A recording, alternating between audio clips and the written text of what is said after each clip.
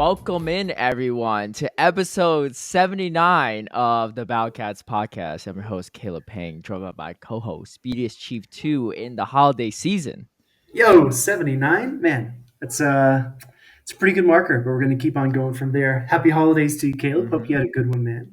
Happy holidays to you, too. You know, we told our audience beforehand we're going to try to get festive. So for those that are tuning into the video version, we got a Christmas tree in the background on Speedy's side, luckily, because I don't have one in the back. But I got my nano lease to do green, white, and red, and I got my holiday cat shirt. If you can see, Whoa, let me dude. zoom up Okay, a little bit here th- for this one. so tell us what's going on here. You got three cats Well, or two yeah, cats? in reality, I got two cats, but on the shirt, I got three, Oh, and we okay. got Is there three? Yeah, there's three. There's a cat like surfing on a cookie with a Santa hat on. Actually, no. There's two of them surfing on cookies. Yeah, Wait, actually, no. There is only two cats. The third one it's like a is Santa like a snowman type it's like thing. a green Santa. It's like a Grinch Santa hybrid on a Nice. UFO, and it's snowing and they're in space. There's a lot going on here. Again, we appreciate you all for listening, but if you want like the full video experience, YouTube. Yes, yeah. And even if not, you Yeah. should drop us some comments on or questions on YouTube. We will be answering them. We asked our audience for like a AMA, ask us anything kind of situation. It stands for ask me anything, but there's two of Yeah. us, so it's ask us. AUA. AUA, yeah, exactly. Yeah. But we'll answer some YouTube questions first because we didn't really get a chance to last time. There weren't a ton of questions last time, but we'll talk about the ones from this past one. Let me just make sure. Yeah, I'm gonna just read not all of them, but just like any questions that may be relevant. Sure. Let's see. Any questions? Everyone just sharing some kind words, which we appreciate as well. Nothing too wild here. Uh, Caleb. Oh, okay. So VB, from last week, as Caleb has potentially Shadow or non-Shadow Dragonair on his team. Oh, it's a good Monka, guess. yeah, Wonka. that's for the guest for my regional team in San Diego, which I unfortunately changed it. I was gonna run something, but should I just tell them because I'm not running it now? Yeah, I'm sorry I talked you out of it, but we should fill him in. Well, I don't think you talked me out of it. It was my teammates that were like, "This is just bad," but it's a good guess actually. VB, Yes, it is very of good. the typing, but no, it's not Dragonair. It was actually Como O. I was gonna Como run the O. Como O. I was gonna run the Como O, which is able to be Frostlass, kind of while going straight Dragon Tail. Mhm. And you obviously have play against all the steel types, so that close combat fighting typing. You have play into Sableye. Obviously, if they get like two Shadow Calls worth of energy, it gets a little dicey, so you have to swap right away. Yeah, two Shadow Calls worth of energy, they could show straight foul play and two shields to win that matchup, which is another reason why it's like a little Mhm. underwhelming. Has played into Trevenant Swampert if you don't get hit by Shadow Ball or Earthquake respectively. But it's just my teammates are Eh, just like, why don't you just run something else? That's just better. I was like, yeah, I guess so. I guess so. yeah. So I'm doing a little slight adjustment. Unfortunately, I think that would have been cool though, because Mhm. who's really done well at a regional with a Como O? Pretty much no one. And I probably wouldn't have broken that trend either. So it's probably for the best. Yeah, there's some holes, right? There, being weak to ice, fairy, other dragons. If Yeah. if you've seen like I forget what anime it is, but if you saw that clip on Twitter where it's like dragon getting beat up by those two characters, and then dragons like sipping wine over on the side, and then that dragon also comes in and beats up the other dragon. It's kind of like that, What? I don't even know what you're talking dude. about. It's I Dragon know Ball it's Z?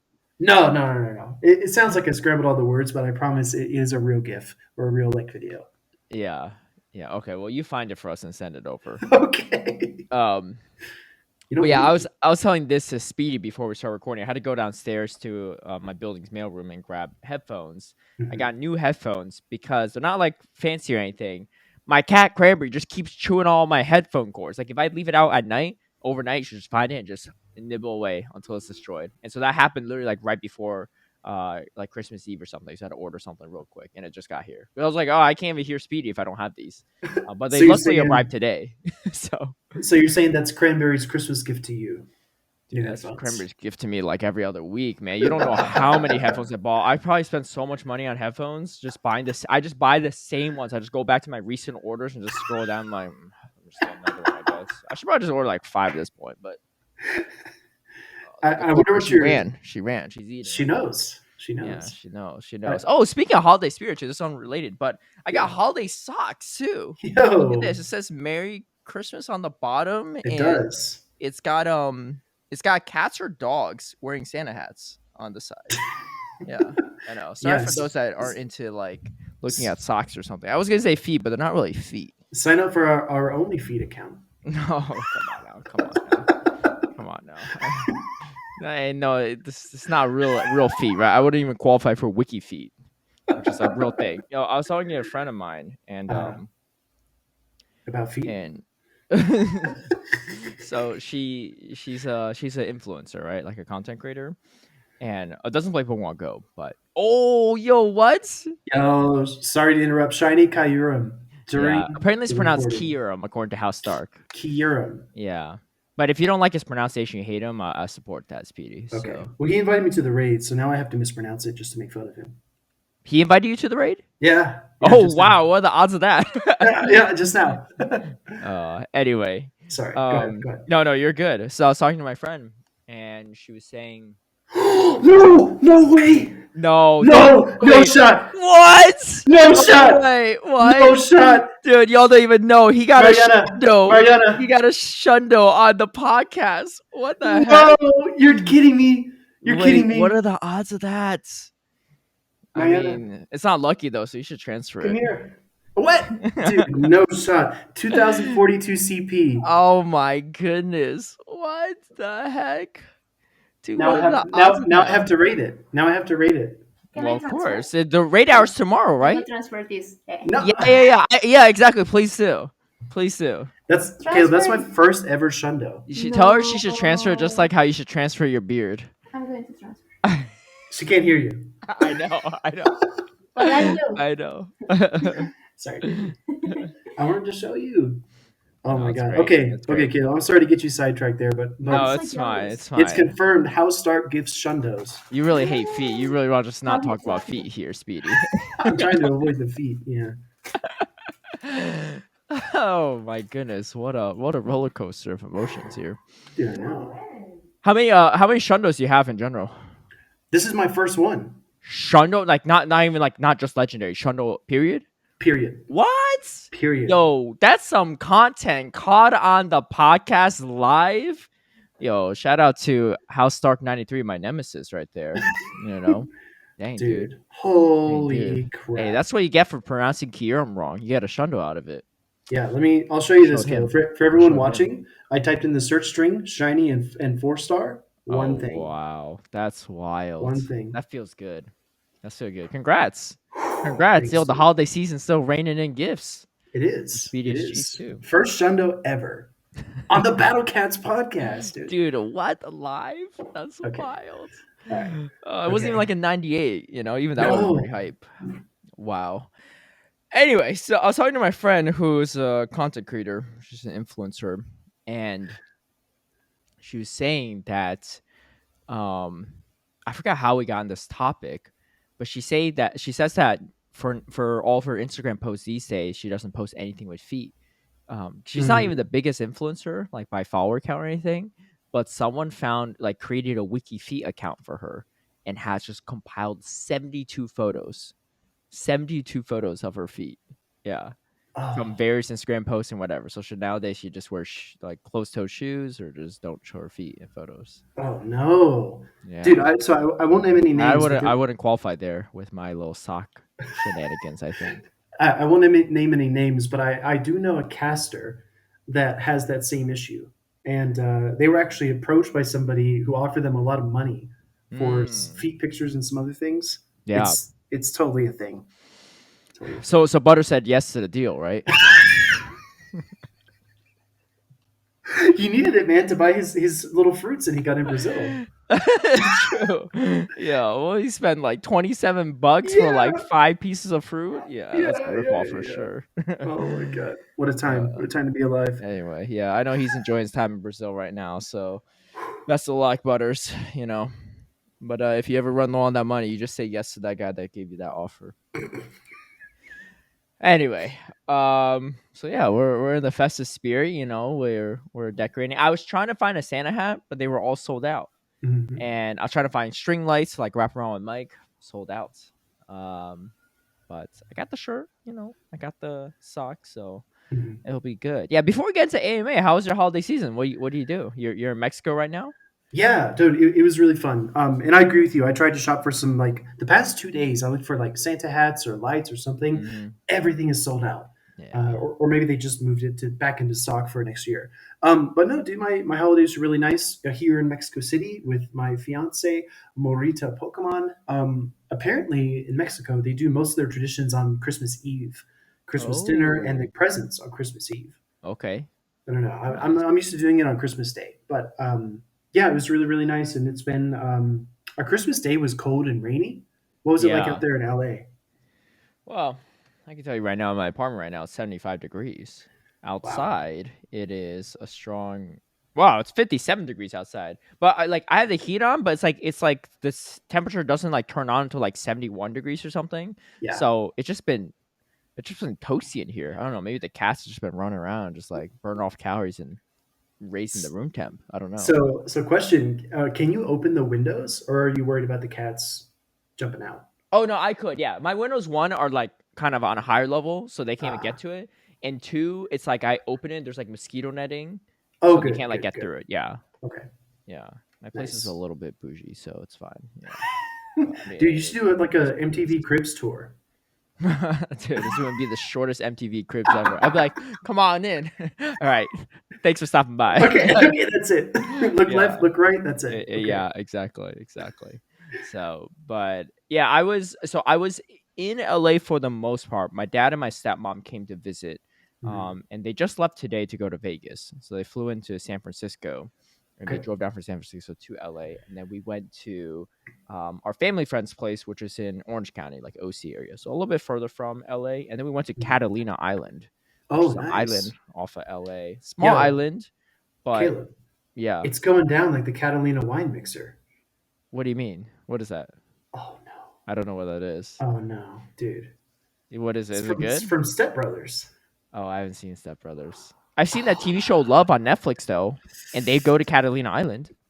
You haven't seen that okay. show Love, right? On No, I Netflix. haven't seen it. All right, No. let me tell you this, and you're gonna love it. You're gonna love it. It's a Netflix original. Here's the thing. Morita's gonna love it too. So Oh, you okay. could both thank me later. Yeah, yeah. Check it out. It's on Netflix. It's like 3 seasons long. It's a Netflix original. Really good. You ever seen Community? I've seen some episodes. Yeah. Yeah, one of the actors from Community, Jillian Jacobs, is in it, Okay. and it's really good. What's It's the name? not What's the name? One it. more time. It's just Love, Love. Love. Okay. Yeah, it's not a rom com, although like yeah, it's not a rom com. I'll put it that way. It almost Okay. comes off as a rom com at first, but it's not a rom com. It's like gets really real, and it's Hmm. very awkward, which is good because there's Oh, like like cringe humor, like The Office. oh, cringier because it feels real. It's like real life. Like Oh. Office is like, yeah, that's cringe humor, but that doesn't really happen in real life. Like this is like, oh, this would really happen in real life for the most part. Okay. So Gotcha. based in LA. Anyway, for those have seen the TV show Love on Netflix, let us know in the comments below. I'm curious. Or whatever the wine mixer, the Catalina mixer thing. Yeah. Anyway, Okay. it was a neat little island, and we rode around golf carts and stuff, and I was just catching a lot of Pokemon and taking pictures and stuff. So it was Mhm. good. It was I was with my dad, my stepmom, and then our family friend, which is like older couple as well, their age. So I was fifth wheeling hard. Yeah. That's how it is sometimes, though. You Yeah, know, it is how it when is. when when you get older and you want to spend time with the parents, that's how it is. Yeah, exactly. So it was a Mhm. fun time, and then yeah, and it came back earlier today. So yeah, then my dad and my stepmom were like, "You want to go to Vegas with us?" And I'm just like, this sounds not like the best time of my life. Okay. Yeah. Yeah. Oh, third third with wheel, both third wheel. couples. No, just my dad and my stepmom. Oh, okay. Yeah, I was Okay. like third wheel, and the parents here is. I, Yeah. I'd rather watch Speedy Chief catch a shundo right here. So Dude. hey, you didn't You miss know, out on anything, right? You you got the know, best of both worlds. exactly.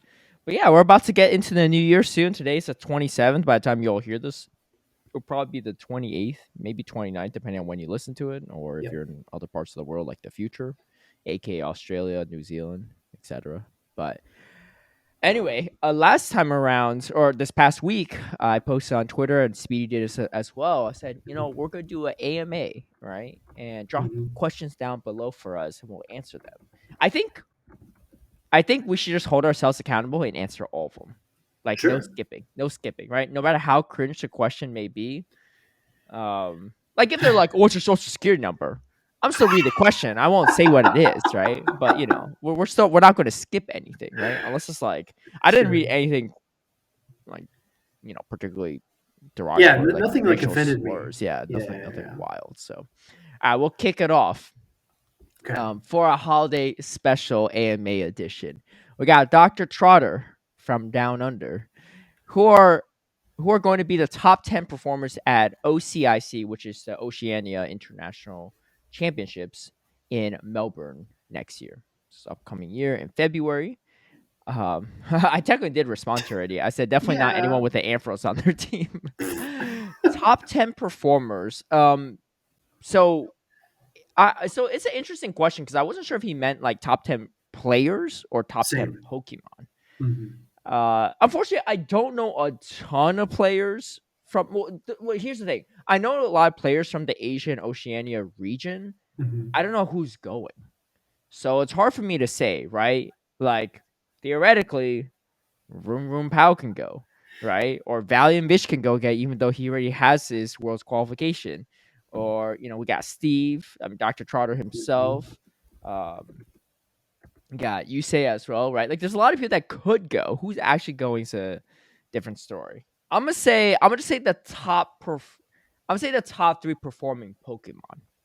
I'll put it that way. Sure. I would say at this point in time, because there's no move balance or anything, I'm gonna say it's gonna be Medi, Trev, and Noctowl. Oh, come No, on. I mean, look, he's asked for a top. What are you gonna say? Ampharos? Come on, let's be real here, right? I'm gonna say top three. Well, what would you say? You gonna say something different? Yo, Medi's too strong right now. What are you gonna bring a Um, Scrafty? so Medi's on every team, Right. but um, okay. Top I performing. guess yeah. I guess my top performing are Noctowl, Frostlass, because You think it's so? Yo, oh Frostlass yeah, loses the Treb though. yeah, but I think there's less and less Trev because there's so much Noctowl. You say that, Um, but didn't the winning team have Trev on it? I think so. Yeah, I think Dunebug had Trev, right? But he also had Oh, Frostlass, he had a Trev. five He hit. did, but who had Trev on their team the 2 weeks prior in Toronto? Magic Mason and Brown Baller. Did they have True, true. Frostlass? No, sir. No, same team. So I'm going to say Noctowl, Frostlass, and Galarian Stunfisk. My personal nemesis. Oh, okay. Wait, why is Galarian Sunface your nemesis? It's just too good in Ultra League. It's just way too good. You struggle against it in Ultra League? Oh yeah, struggle every time. I'd rather face that over Registeel. Yeah, think so. Yeah, Registeel's kind of annoying. But we'll get into more Mhm. GPO stuff later, I guess. What's a question from your side of things? All right, let's see what we got. Um, okay, this is a good one from RC Cola 95. What's up, Ryan? Thank you so much for writing the question. What fun or off meta Pokemon needs a move update the most and why?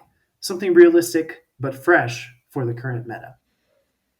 I think that's a really good question. I have I have one in mind, but it's a little bit spicier. I don't know that it's like complete meta. Okay. I really would love, and this is real, right? This is a move that can learn from the main series games. I really love to see Fortress with Volt Switch. Oh, I'm surprised you weren't hyping up Girafarig. No, You and your Shadow Girafarig. Giraffic has gotten so many move updates, and it's still like below mid. It's still like D tier. What Yeah. can we do? What can Yeah. we do? That's a tough one.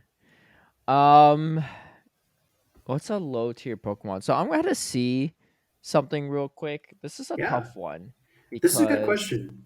yeah, If you because think I think about, go yeah, ahead, go go ahead. ahead. No, what were you say? I was just gonna say, if you think about a Pokemon like Dunsparce, Hmm. super low tier, right? A Pokemon that only knew Bite, and I don't even know the second fast move because nobody ever used it. But as soon as it got Yeah. rollout, it became such a good core breaker for electrics, poisons, for fire, ice with the Rock Slide Drill Run combination. That's a Pokemon that really benefited from one move update.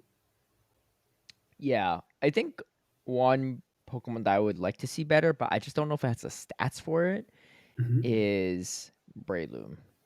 You know, Okay. Breloom could be like really interesting, but unfortunately, it's just so hard to use. And one of my patrons, Jazz Guy, always talks about Breloom, like, "Yo, this might be the time for Breloom. This might be the time for Breloom." Hmm. But it is so hard to use, and it's got It's the so same classic. typing as Virizion, as Chestnut, right? Yeah, But with same, like half the yeah, Chestnut. stats. Yeah, so I think you need to do something for it. I don't know what that is though. It would be cool if it had. So I'm looking at the moveset it can learn from the main series game. It's got like Leech Seed, which like and absorb. Right, I think moves that can maybe heal it in the main series game. Hmm. I'm not actually sure. Mega Drain, right?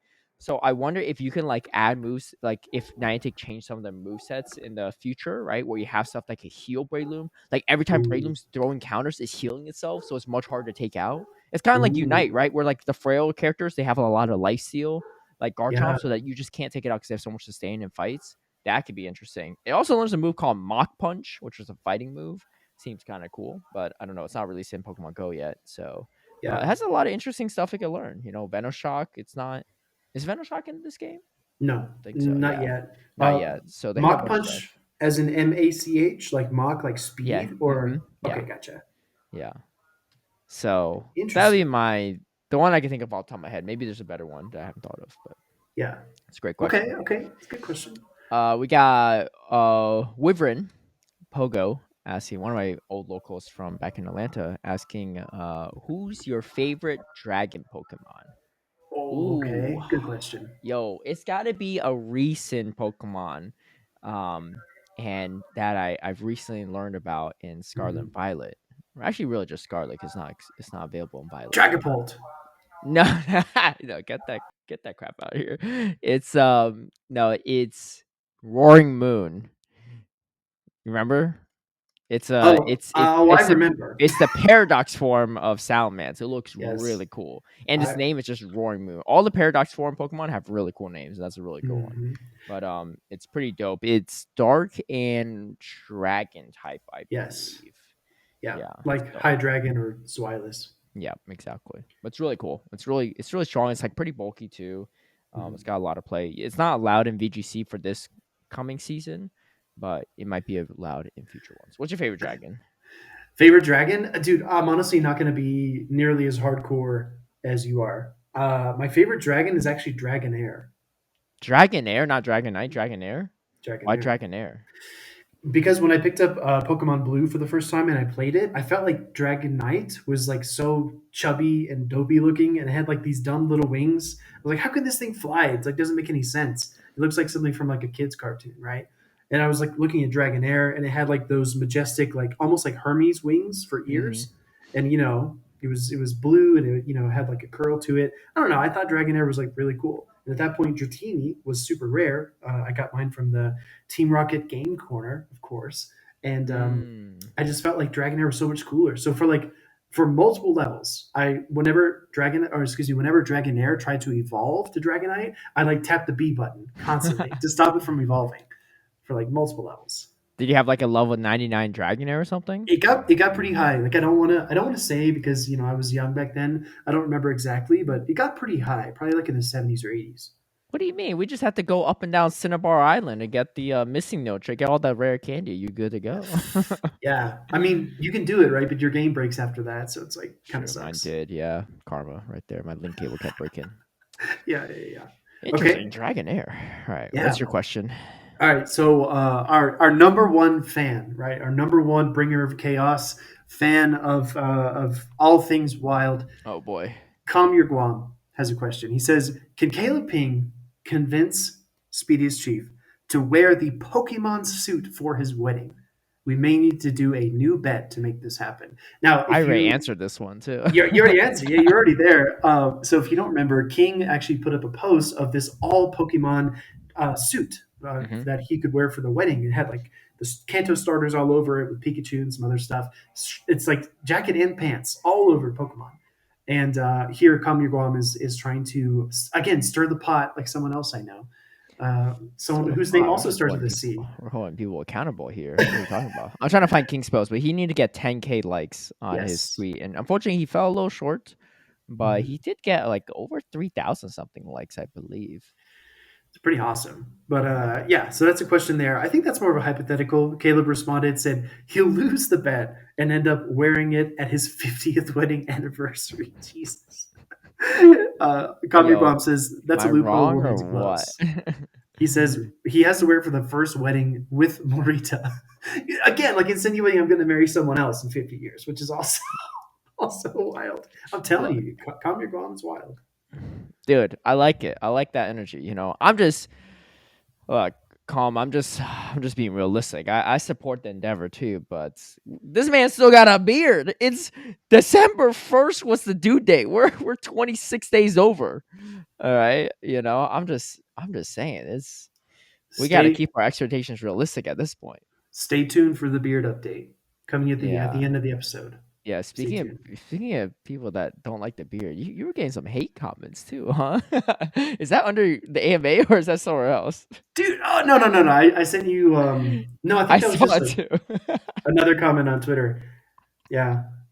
We'll get there. We'll get People there. bring out the pitchforks. I'll tell you, man. Yeah, All for right, good so reason though. For good reason. For good so reason. I don't want to ask you about the wedding thing because Kamir Guam you already responded to him there on Twitter. We read it. You want to give us a question from your side? Yeah, let's do it. Toisel asks, how do I get on the sign up list to have Speedy under my Christmas tree? Dude, come on. Dude, I don't know. You know what? As a compromise, you didn't have to show up under everyone's Christmas tree. What you should have done is you could have shaved all the beard off and sent like one piece of facial hair to everyone that wants you under their Christmas Oh, tree. dude, that's like so gross, man. Come Just on. one hair. Come on now, one hair. That can't be that bad. Have you seen men's urinals? The amount of hair on that thing, I don't even know what's going on. It's like some guys are shaving on the urinal. Dude, Yeah, I remember super back to my gross. college days, man. I'd walk into the bathroom to brush my teeth or something, and the whole countertop is covered in like fur. So bad. Back in the dorms, first I year. mean, you knew I didn't go to your college. No, you didn't. Yeah. But yeah, that is in relation to a post we made on Twitter. Morita posted like a few weeks ago. She said, "Here's my Christmas tree. I would love it if Chief Two Speedius were to like arrive for Christmas this year." And then I made like this really cheeky video of me like laying down, posing, and she like pans across, and there's like some music playing. I don't know. I thought it was funny, but we got some questionable comments. Hmm. But No, yeah. definitely. Definitely. Oh man, I just unraveled some questions on my thread. And I just saw some. I will not read these just because it's Okay. from a a very poignant Shiba. No Shibu. chance. Shibu. Yeah. Oh, dude, I gotta find that. 15 hours ago on my thread. Anyway, another Okay, question from Hisun Rhyme while you're looking that up is sure. where does Speedy learn the phrase surprise and delight? I picked that up from Apple and it's a huge business philosophy of mine now. I think it's one thing Niantic is great at too. Also, how would your 10-year-old selves react if you could tell them about your Pokemon Go experience? You want to take the first one? Where do you learn the phrase surprise and delight? Did you Yeah, work of for Apple? course. No, I never worked for Apple, but I did apply to work for Apple when I was living in Tampa, Florida, and they never got back to me. So Mm, you missed out, Apple. Um, true.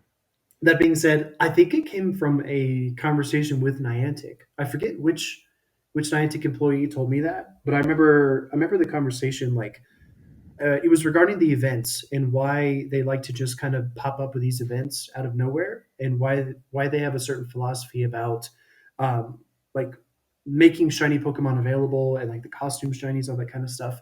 It's just like again like one of their mantras, I guess. But yeah, I could see where it could also apply to Apple because once you unbox the Apple product, that's the emotion they're going for. They want you to think, "Oh my goodness, this is like the coolest thing." It's like pulling out a piece of futuristic technology or like a spaceship or something. So Mhm. I could see where that could also apply to Apple. I don't know. Have you ever heard me say that? I don't think I say that much. I don't. I didn't either, but maybe I just didn't like it didn't stick out to me like it did for Ryan. I mean, clearly Yeah. you did if Ryan noticed it, right? But Yeah. for me, it's not a phrase that like resonates with me particularly because I never worked for Apple or noticed such things. So I don't Mhm. know. Now I'm gonna pick up on it, right? So you say surprise and delight. You just say like surprise. Give me an example when you say surprise and delight. Yeah. So, for example, if we were looking at a new PvP Pokemon getting added, for example, like when Marini was added to the game, I would say, yeah, the Great League meta had been a bit stagnant for a few weeks due to no move updates from the previous Go Battle League season. But here comes Niantic. This is a huge example of surprise and delight because we have a brand new Pokemon that has an incredible move set and it actually fits well into the meta. Something like Okay. All right. I'll try to that. take Yeah, note of that. yeah, you could do that. How would your 10-year-old self react if you could tell them about your Pokemon Go experience? So if I were to tell myself, I already know. If I told my What? 10-year-old self, be like, yo, this is what's gonna happen in a couple years. This is what you're gonna be doing for a living. This is what's gonna be happening, in Pokemon stuff. I'd be like, Mhm. dude, you're not from the future. You're just some wild person that just like is delusional that maybe kind of looks like me. Like there's no way, right? So you wouldn't believe yourself?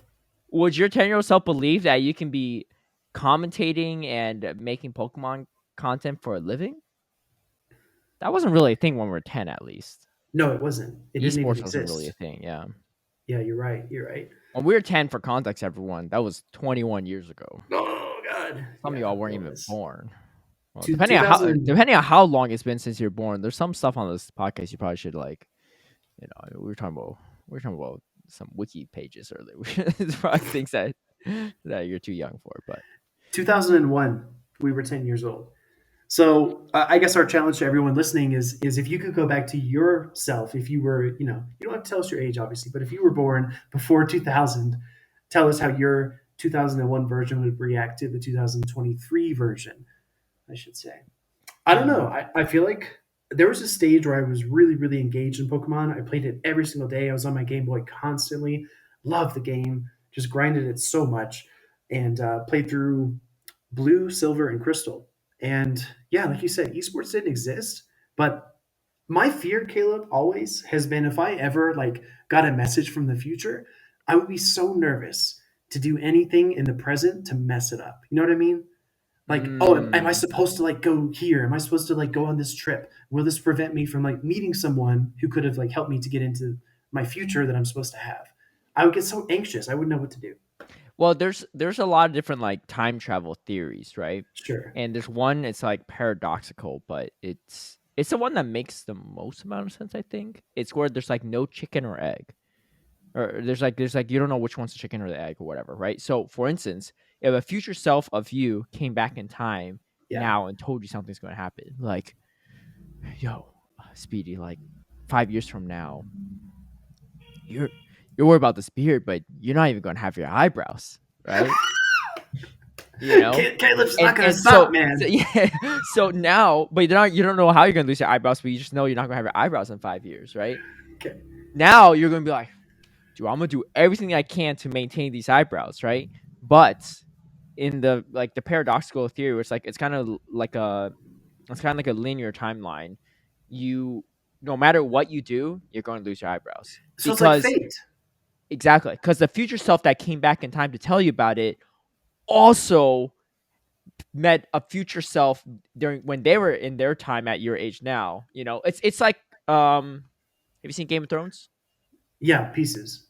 Oh, well, And it's maybe I know the character you're talking about. so the timeline Game of Thrones is also linear, right? There's like Yes. it's like everything you do, there's no matter what, it's gonna happen again. Like you can't Yes. change your future. It's gonna Yeah. play out how it's gonna play out. You might not know it, but it's just gonna happen. That's assuming, obviously if time travel's real and everything, who knows, right? Who Who knows? There's knows? other timeline theories where you go back in time, you do something, it changes, and then you change the timeline, it just diverts into it forks off into another timeline. That's like how Marvel does it, right? With like Hmm. Avengers and stuff like that. Because Yeah. like they actually change the future. Slight spoiler, but whatever. So yeah, I I'm a fan of the former because it makes more literal sense to sure. me because time is like a weird thing, right? And so I don't know. But there's a lot of storylines where like you mess up one thing. It's like butterfly effect, right? In that movie where like you change one thing, like everything suddenly changes. But Yeah, of course. No, I think my 10-year-old self, if I give a short answer, I think he would think it's the coolest thing. he would just believe it. I wouldn't believe it. I think I would believe it. You would. Mhm. All right.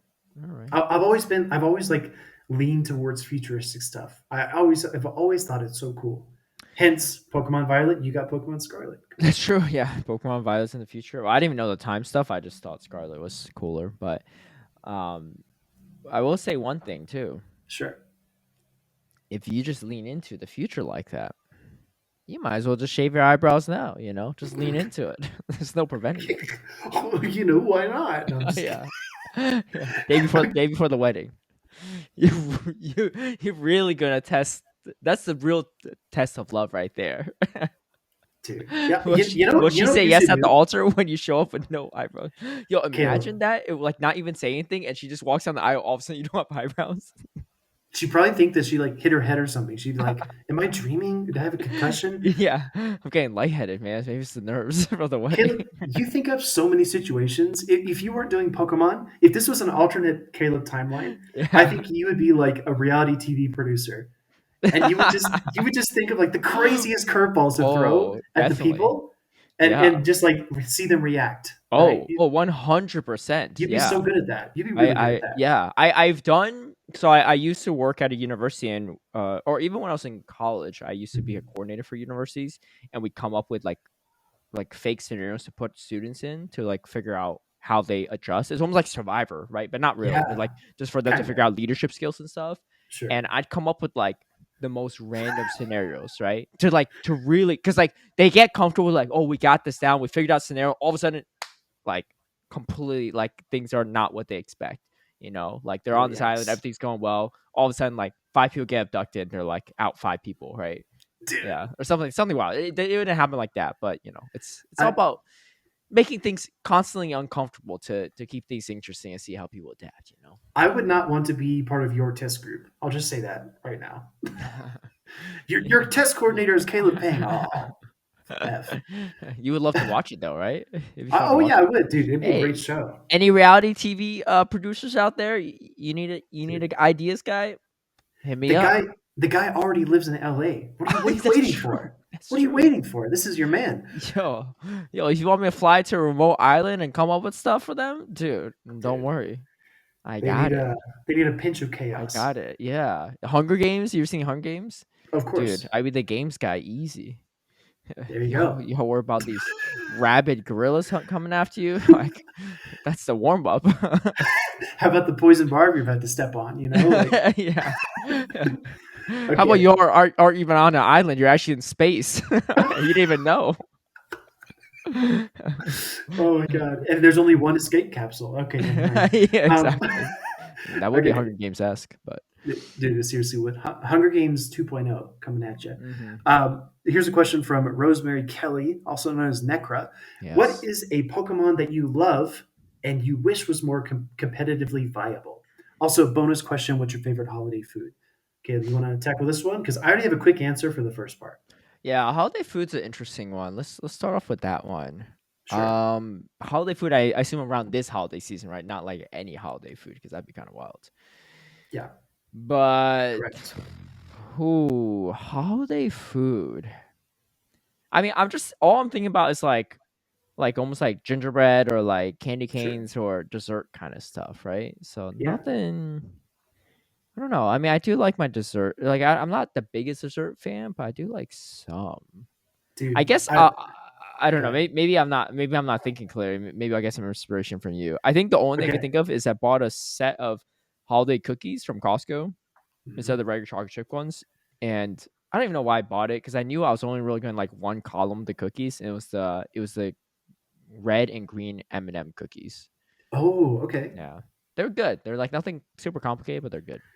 That's a good touch. So for me, dude, my first one is not that shocking, but my second one, I don't think you're going to see this coming. Okay. All right. My first one is mashed sweet potatoes with melted marshmallows on top. That's the not surprising one. Not surprising. It's so That is good, surprising. dude. I never had that before. You put What? marshmallows on sweet potatoes? Yeah, yeah. You mash up all the sweet potatoes, right? And then you put marshmallows on top and you stick it in the oven, and the marshmallows melt and get like a little crispy. Dude, What? I've never put marshmallows on anything besides like if you're just roasting one in the pit or you're making s'mores dude, or you're doing so like good. chubby bunny. If What? if we Is this like a Mississippi thing? I've never even heard of no. this.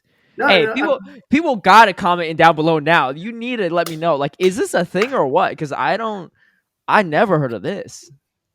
What? okay, That's that's what wild. Yeah, that that's what I was shocked that that wasn't the one that I was surprising me because that is the one that's I don't even think the next one's gonna surprise me as much as that one. But go ahead. ooh, What's I the don't other know. thing?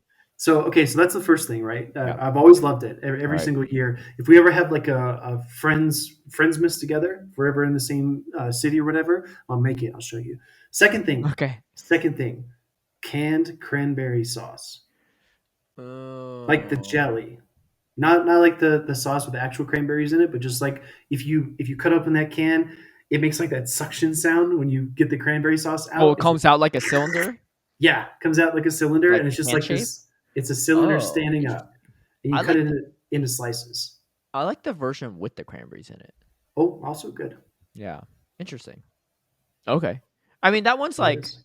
no, that definitely wasn't as surprising as the sweet potatoes with Oh, marshmallows. come What? on. No, I'm serious. This is the first time I ever heard of it. I don't even know what that looks like. Like I don't even, if I've ever I'll, had it, I'd be shocked. I'll send you a picture. Okay, yeah, send me a picture. I don't think I've seen it. This is not a Mississippi thing. I don't know. It might be southern, but I I spent don't know. 13 years in Atlanta, Georgia. Like that was pretty far south. That's true. That's true. Wow, interesting. Okay, Pokemon that we wish were more viable but isn't. I already know. Well, go ahead, say yours. I'm still thinking. Suicune. I Oh, wish it was better, man. It's my favorite legendary beast. It has Snarl, Bubble Beam, Ice Beam, Hydro Pump. It doesn't have a bad set at all, but it can learn a lot of other stuff. It can learn stuff like Shadow Ball. It can learn Surf. it's Uh, bulky too in it's Ultra League. bulky. Avalanche, Blizzard, Bulldoze. That was the one legendary beast I had when I played Silver that I caught myself. Me too. So I used it a lot, but it wasn't even that great in the main series game. I feel like, at No, least in it's Silver, not. I tried using it because I was like, "Oh, I have a Suicune, might as well use it." I was just using it to surf around everywhere. Yeah. Dude, that is one thing I will say I kind of miss from the old. I don't know when they stopped doing this because we haven't played the main series game since Generation Two. But where we have like the rotating like three legendaries, and you have to like you just stumble upon them on the map, right? Yeah. Like, remember how that was like when we are playing like red and blue and like crystal, whatever, and silver and Mhm. gold. Like you could just stumble upon like a Raikou or Entei or Zapdos, whatever. But like this is just like you just get the legendary and that's it. Like there's no random stumbling upon hunt kind of thing too. No. So that All, was all we have are the Galarian birds. That's all we have. dude, don't even start, man. Yeah, but we do have that. For Pokemon Go, yeah, that part I could I do can go without. without that. Yeah, exactly. Now they said that, that does remind me. I think Raikou, or some people pronounce Raikou, but Yeah. it's pronounced Raikou based on training Reiko. kits and the anime, and I'm gonna follow that. I wish that was more relevant. It had some relevancy in what was it, Sinnoh Cup? Or no, not Sinnoh Cup. Mm, Johto Cup. Johto Johto Cup. Cup for Great League. Yes. It had some Yes. usage there. Um, it's like kind of hard to use in Ultra League. It was one of the first Ultra League Pokemon I made when PP Yeah. first came out because me and my friends thought PP would be based in Ultra League, not Great League initially Mhm. when it first Mhm. dropped. So we made a bunch of Ultra League Pokemon. I used that a lot to take out like Metagross and stuff. But Yep. so yeah, funny enough, my friends were using Metagross. That shows how little we knew. But anyway, yeah. So Raikou, but then in Master League, I have 100% one. I tried using it in Master League. Dude, it was so hard. I used it like in season 1 or something or preseason of GPL, Mm. and it was tough, man. Like people were safe swapping their Kyogre. I brought in the Raikou, and I was still barely taking it out. Those people No. must have thought I was like algorithming them or something. Like a Raikou, what the heck? Like there's no way, right? But I was trying to make it work, and it just never happened. That's why I never dropped a video on it. But even when I locked it into the perfect matchup, I was like, dude, if they shield this, these waterfalls and surf still chunk. So Yeah. yeah, it's just pure electric typing is a little hard. There's not a Mhm. lot of resistances there, but Definitely. Shadow Ball was a big upgrade for yeah, Raikou. when it got it. But yeah, it's just I think Butters tried to run Shadow Raiko in GPO. You know him, dude. You know him. Yeah, yeah. If he's trying to run anything, you know it's bad. So it'll be like that. But Oh my god. uh, Alice Joni Var. I can My never get his apologies. name right, but yes. Yeah. My apologies if I mispronounce. My pronunciation is not great. What's the best way to get into shoutcasting to have a chance at play Pokemon events?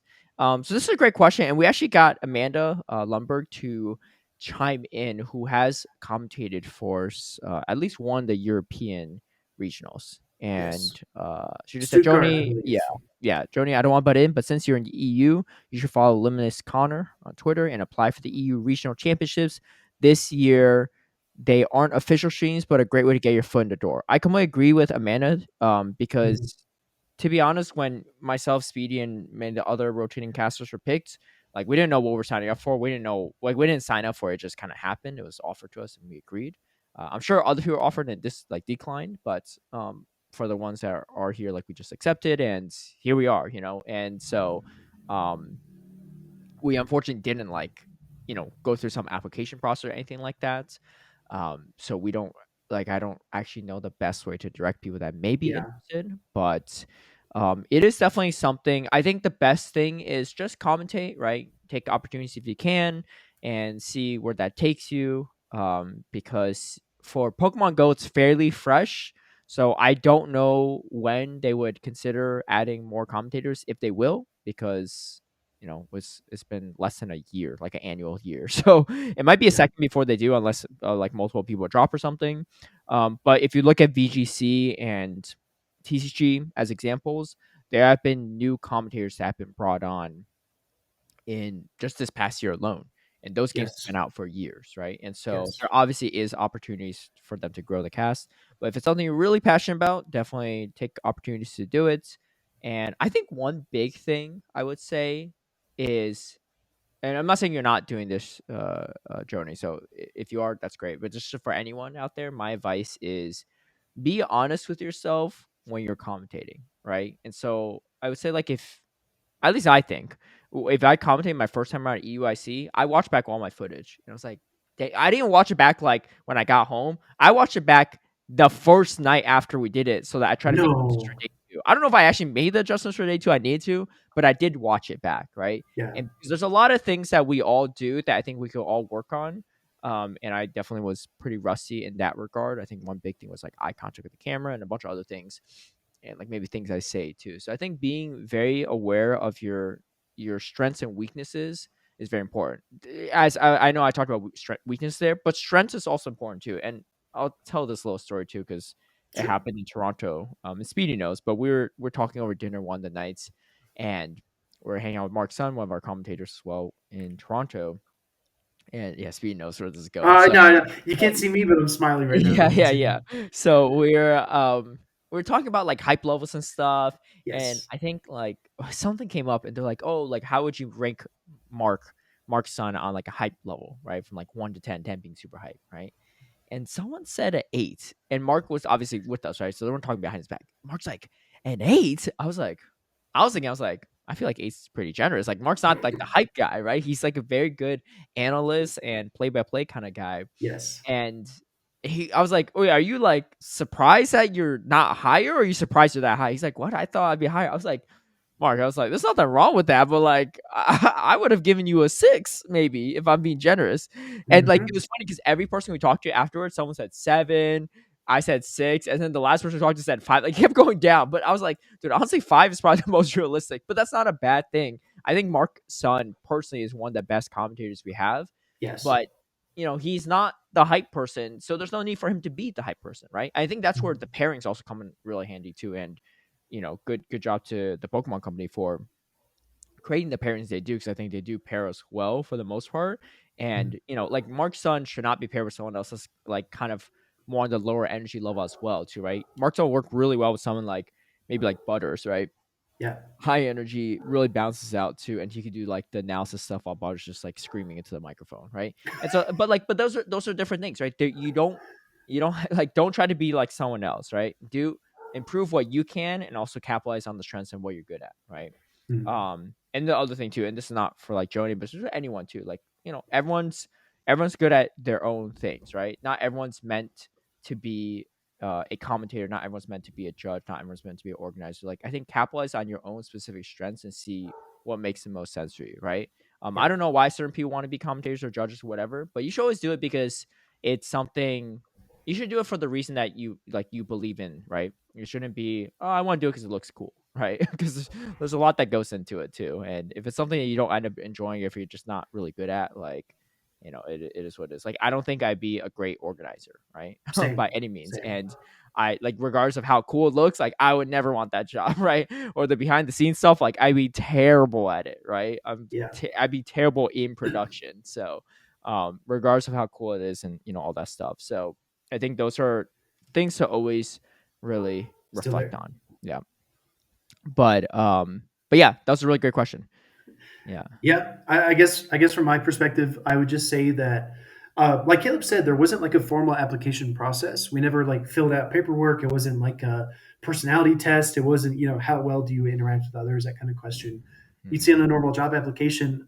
We were both contacted directly by the Pokemon company, which also is a bit, I think, unprecedented. I don't think that happens very often.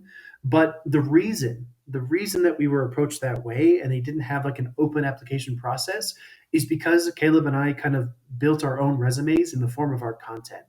We made videos, we did tournament casts. Excuse me, can't talk. We did podcasts, we did things in the community. We posted on social media, that kind of stuff.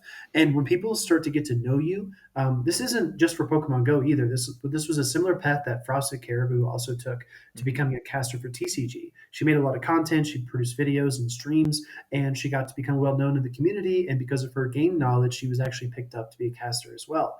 And I think that's an important part, right? When you create your resume, it's not so much on paper anymore. It's really the things that you've made and what is kind of represented by your brand. So if you want to become a tournament organizer, you go and organize grassroots tournaments, get some experience, get to know people in the space, and just kind of grow your footing in the scene. If you want to be a caster, try to find tournaments to do, like Caleb just said. Try to cast grassroots stuff. Try to create a reel.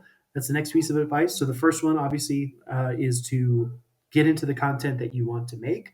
The second is to make a reel, especially if you want to be a caster. That's what we hear a lot because some folks have approached Caleb and I about casting. They ask for advice, or maybe they ask who they should talk to. The first step, once you've casted some tournaments, is to clip together some of your best moments and then turn it into a 2 to 3 minute reel that can give people a good sense of who you are, what you bring to the cast, and how you would fit in. I think that's really, really important. Don't link them to like a 6 hour video and say, oh well, here's my stuff, and force them to like scroll through it, right, Caleb? Yeah. That No, definitely. that being That said, sounds very anecdotal, actually. it does. It does. The third piece of advice I would ask for casting in general, and I see this a lot in grassroots casters, not just in Pokemon Go, but other games that I watch as well. It's very important to talk in the match instead of over the match.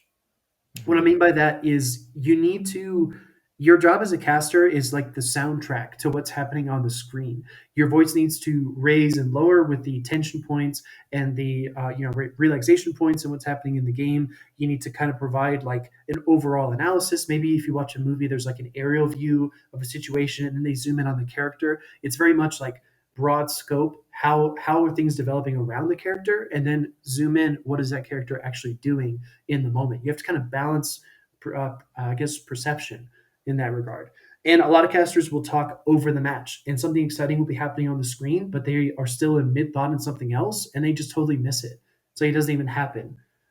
If you're just listening to them, you would have no idea that something crazy just happened on the screen. So I think it's very, very important to be in the game, be present, be active, and cast in the game what's happening and pay very close attention, and not just talk over the game because you want to make a point. Yes, very excellent points here too. I'm sorry, I'm just transferring my stuff because I realize it's the 6 o'clock hour for me, so I'm Dude, getting the double the amount of candies for transfers here. Did yeah, did you experience the same thing earlier? I tagged 1,000 226 Pokemon to transfer. 1,000? Oh 1,000. my Yeah. goodness, you My are bag definitely went a Ford Central here. my bag went from like 6K maximum storage down to Oh 4,750. my goodness. Yeah, I'm not even gonna get to Yeah. all of them, but it's fine. Anyway, yeah, because I have a minute left, but it's fine. Oh, But yeah, great words of advice there too. And I think one other thing you said that reminded me of something here. What was it that you said? You just like completely sparked something in my head. mm. Was it Uh, the what content you make, the reel, and then casting in the no. game instead of over it? Oh yes. Okay, so this is what reminded me of it. Um, the other thing that's really important, I mean, I think for most commentating things as well, but especially for Pokemon Go, is you're Mhm. not commentating alone. You True. need to know how to work with the other person because I think that's something that we could all fall into is we're like doing our own thing, but you need Mhm. to know how to bounce off your co-caster, right? And so obviously if you commentate a lot with the same person, you build that relation, you build that rapport. Like I've commentated the most with Butters, so like it's very easy for me and Butters to commentate together now. But if I commentate with someone new, I don't know their style, right? So we have to kind of work Yeah. off of it and play off of it and like adjust, right? You can't like I think there's sometimes where you say like, oh, well, some people take the lead and other people like kind of are more of a follower, so it works well. But in my opinion, I don't think that's what makes a good commentating pair. I think Mhm. a more like symbiotic relationship where it's like pretty much 50-50 is much healthier and much better of experience than someone saying like, I'm taking the lead and you kind of take the follow position. Even if they're willingly like able to like follow you, right? Follow your Mhm. directions. I think it still makes a weird dynamic. It's a much better dynamic when it's 50-50 where you're on the same level as the other person, right? Whereas if it's like, let's say Speedy's more experienced than me, we're commentating together. If he's taking the lead and I'm deferring him to lead, it's still going to feel a little bit weird from the listener side of things because you can tell one person's Sure. way more dominant or leading all the conversation, the other person's just kind of like responding, right? And it ends up Yeah. feeling more like an interview than like two friends talking about something, right? And so I think that's something really important. Obviously, if you're just getting into commentating or you're trying different tournaments, like you can't choose your commentating partner, but that's good Mhm. though, because it'll It's give you a good. lot of experience to work with other people and see, right?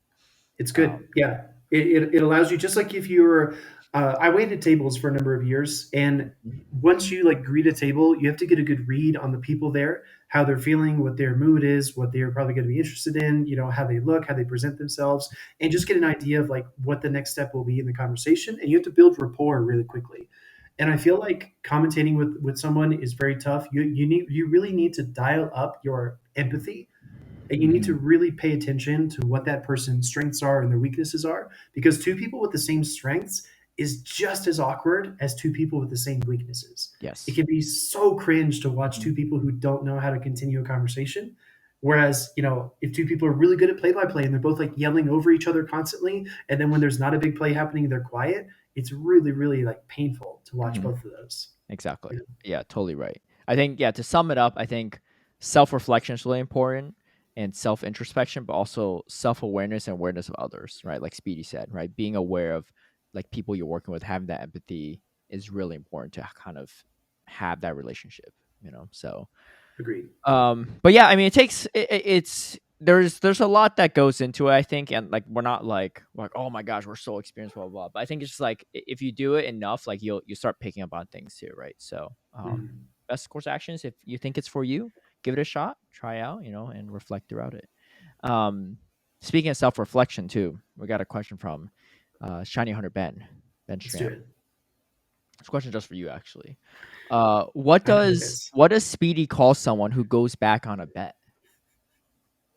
Dude, I love Ben so much. Ben has been one of my greatest friends, especially through Sylph season two.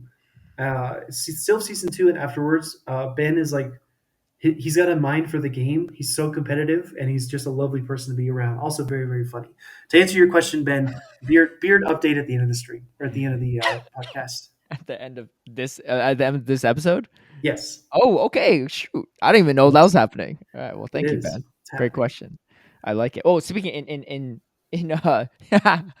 in tandem with this, we might as well see Okay. this. Jonathan Kelly, literally the very next question: will we see the beard streamed live on stream? I guess stay tuned.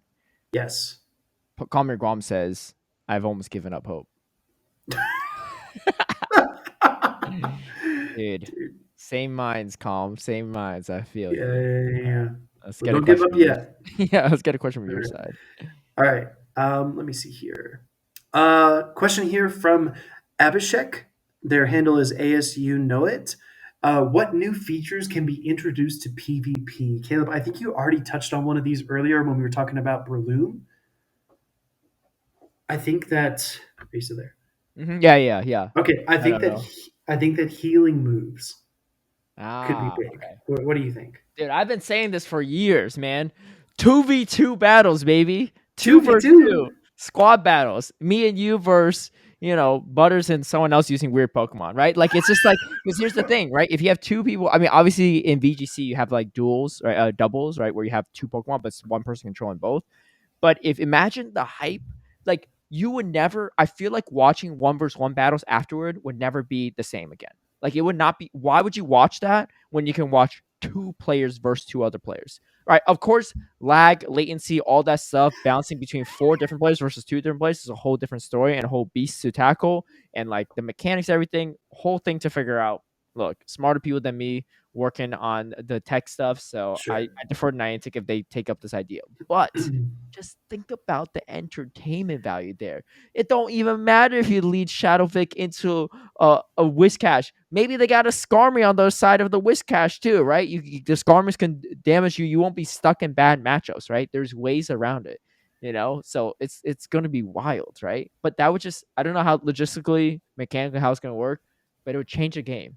There was never going to be, and you can never say you got RPS, right? Unless you both lead Wishcash into two Shadow Victory Bells, but that's just bad team composition from both sides of things, right? So, Okay. um, Okay. So I'll talk about why that could be really cool, and then I'll talk about why it will never happen. well, I really why it never happened. You may have to tell me, but yeah, well, let's hear it. Yeah, Okay. yeah. I thought for a while that it'd be really cool if you could do 2v2s, but only in person with like a group AR mode where you could just hold up your phone Oh and you yeah. could see your Pokemon. You turn your phone to your left and see your teammates' Pokemon, Mhm. and you both be like battling at the same time, trying to get your moves, and then other people could watch the battle with their AR mode Yo, on their phone. you ever seen Yu-Gi-Oh? Dude, Dude, Yu-Gi-Oh! Like that's exactly. literally they would summon a card and they just be on the battlefield actually battling. Or you could say like Exactly. the actual Pokemon series, so they do that as well. Yeah. Yeah, yeah, exactly. I think that'd be really cool. But if you limited the 2v2s to in person, I think it would still maintain the integrity of like GBL, Sylph, play Pokemon. But if you had like a doubles circuit, that would be really, really fun. Imagine Now, commentating that. That'd be dude, wild. the I'm now looking the at like five things reason at once. the only reason I think it won't happen, and not even talking from like a design perspective, from like Niantic's end on the engineering side, I don't think it will happen because every Pokemon game is so different and unique. For example, Pokemon Unite is nothing like Pokemon Go, just like TCG is nothing like the main series games. I don't think you'd have doubles in the main series games and then also have doubles in Pokemon Go because then the games would become too similar and it would be like one would feel like a derivative of the other. You know what I mean? But wouldn't 1v1 feel like a derivative of the card game where it's also 1v1? I guess, but there are enough differences in the card game, like in terms of typings and how the different prize Fair. cards work. It doesn't feel Oh, like that's a true. That's true. I 1v1 would main say though it's series. actually 2v2, not doubles, right? That would be the change. You know, Okay. there's actually because there's Oh, two actually trainers it's two on each trainers on side. each side, right? Okay. Dude, it's hey, this actually works out perfectly because in the main series game, I mean, you could draw some parallels, which would be kind of cool too, right?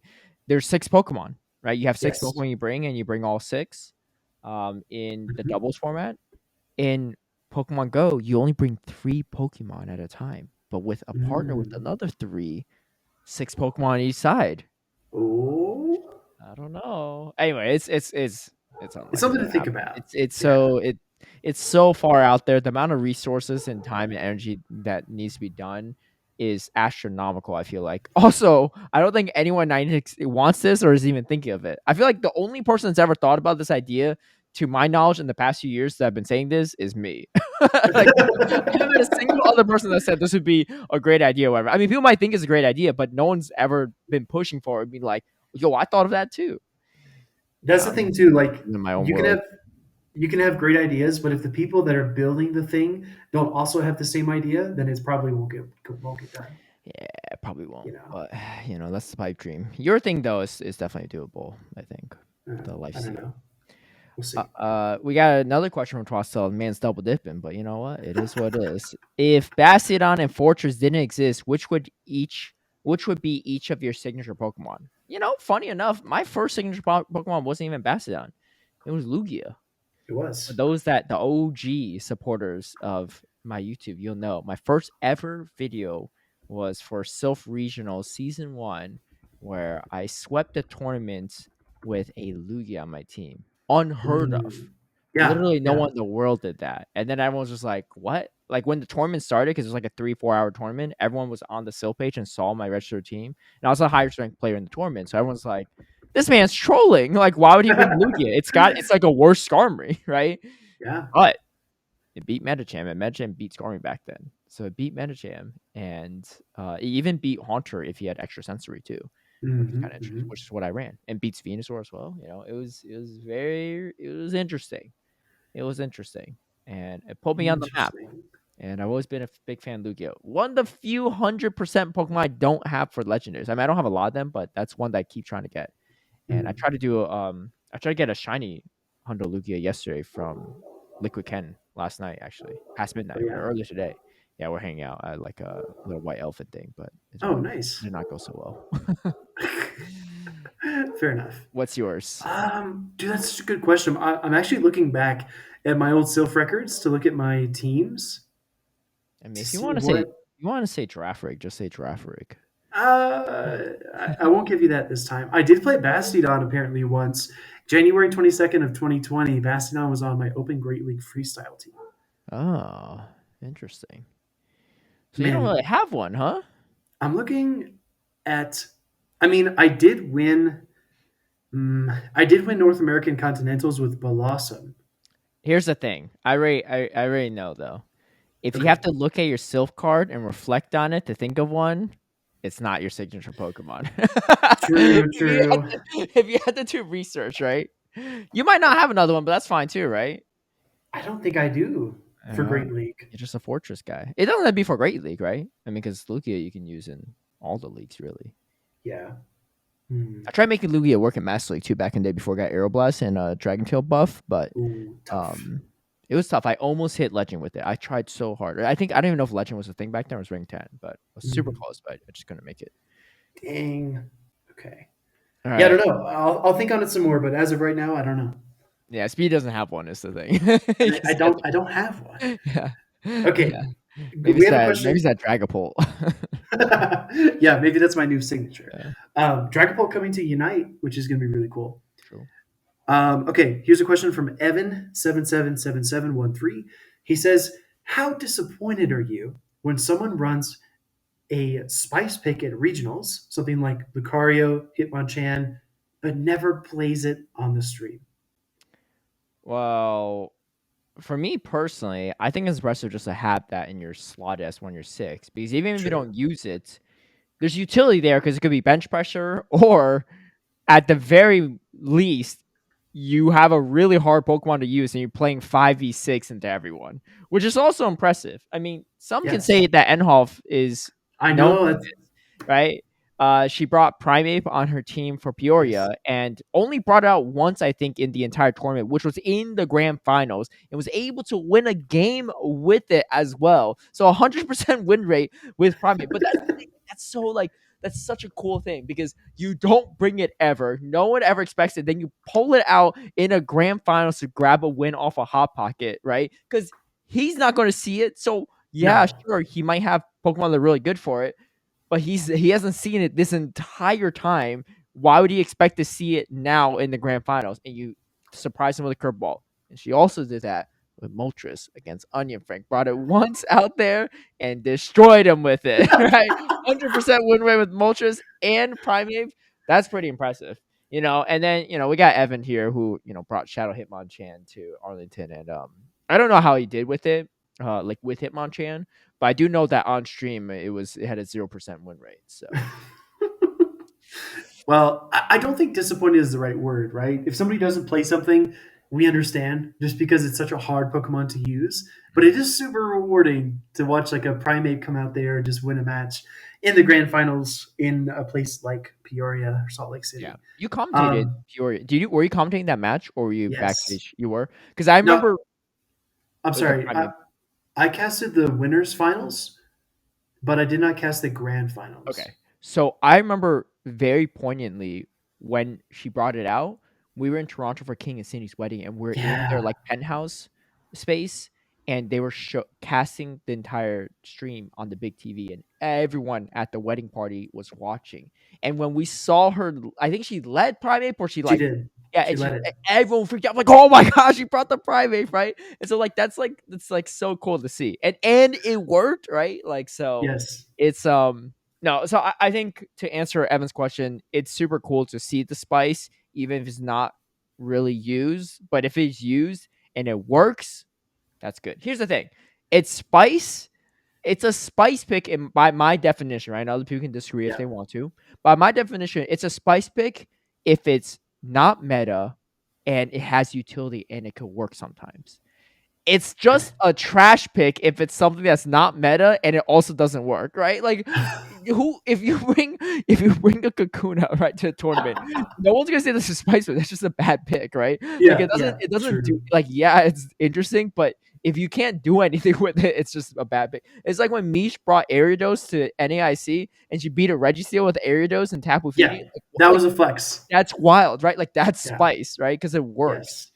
And I mean, and credit to Evan too. He brought Shadow Beedrill and made to He top 8 at did. NAIC. Like that's a spice pick. He Hitmonchan, in did. my opinion, is just a bad pick. But I don't know. Maybe he'll prove me wrong. But Lucario as well. That was a Yeah. weird pick from Trainer Rem, but he made Trainer top Rim. 8. He made the He top did. 8 with it. So I mean, maybe he locked it into a few wall rain here or there. I don't know. Yeah. I didn't I, see it be successful on stream. To my maybe I saw one mhm. battle. I don't know. Mhm. The Beedrill is actually No. legit though from Evan. I will say that. Yeah. Beedrill was really cool. King also tried to make the Beedrill work, if you remember, um, at Worlds. But no, I really like the Lucario He from did, yeah. Trainer Rim. Mhm. He pounded down some Walreins, and it's got good coverage too because it can beat Walrein, and it can also Shadow Ball like a Trevenant. And with such a high attack stat, it can KO things. Yeah, it Um, has near perfect coverage, I think. yes, and it's got incredible resistances too, Okay, resisting well, because that thing's like a piece of paper. both dark and normal, right? So it Yeah. resists everything from Umbreon, which is cool.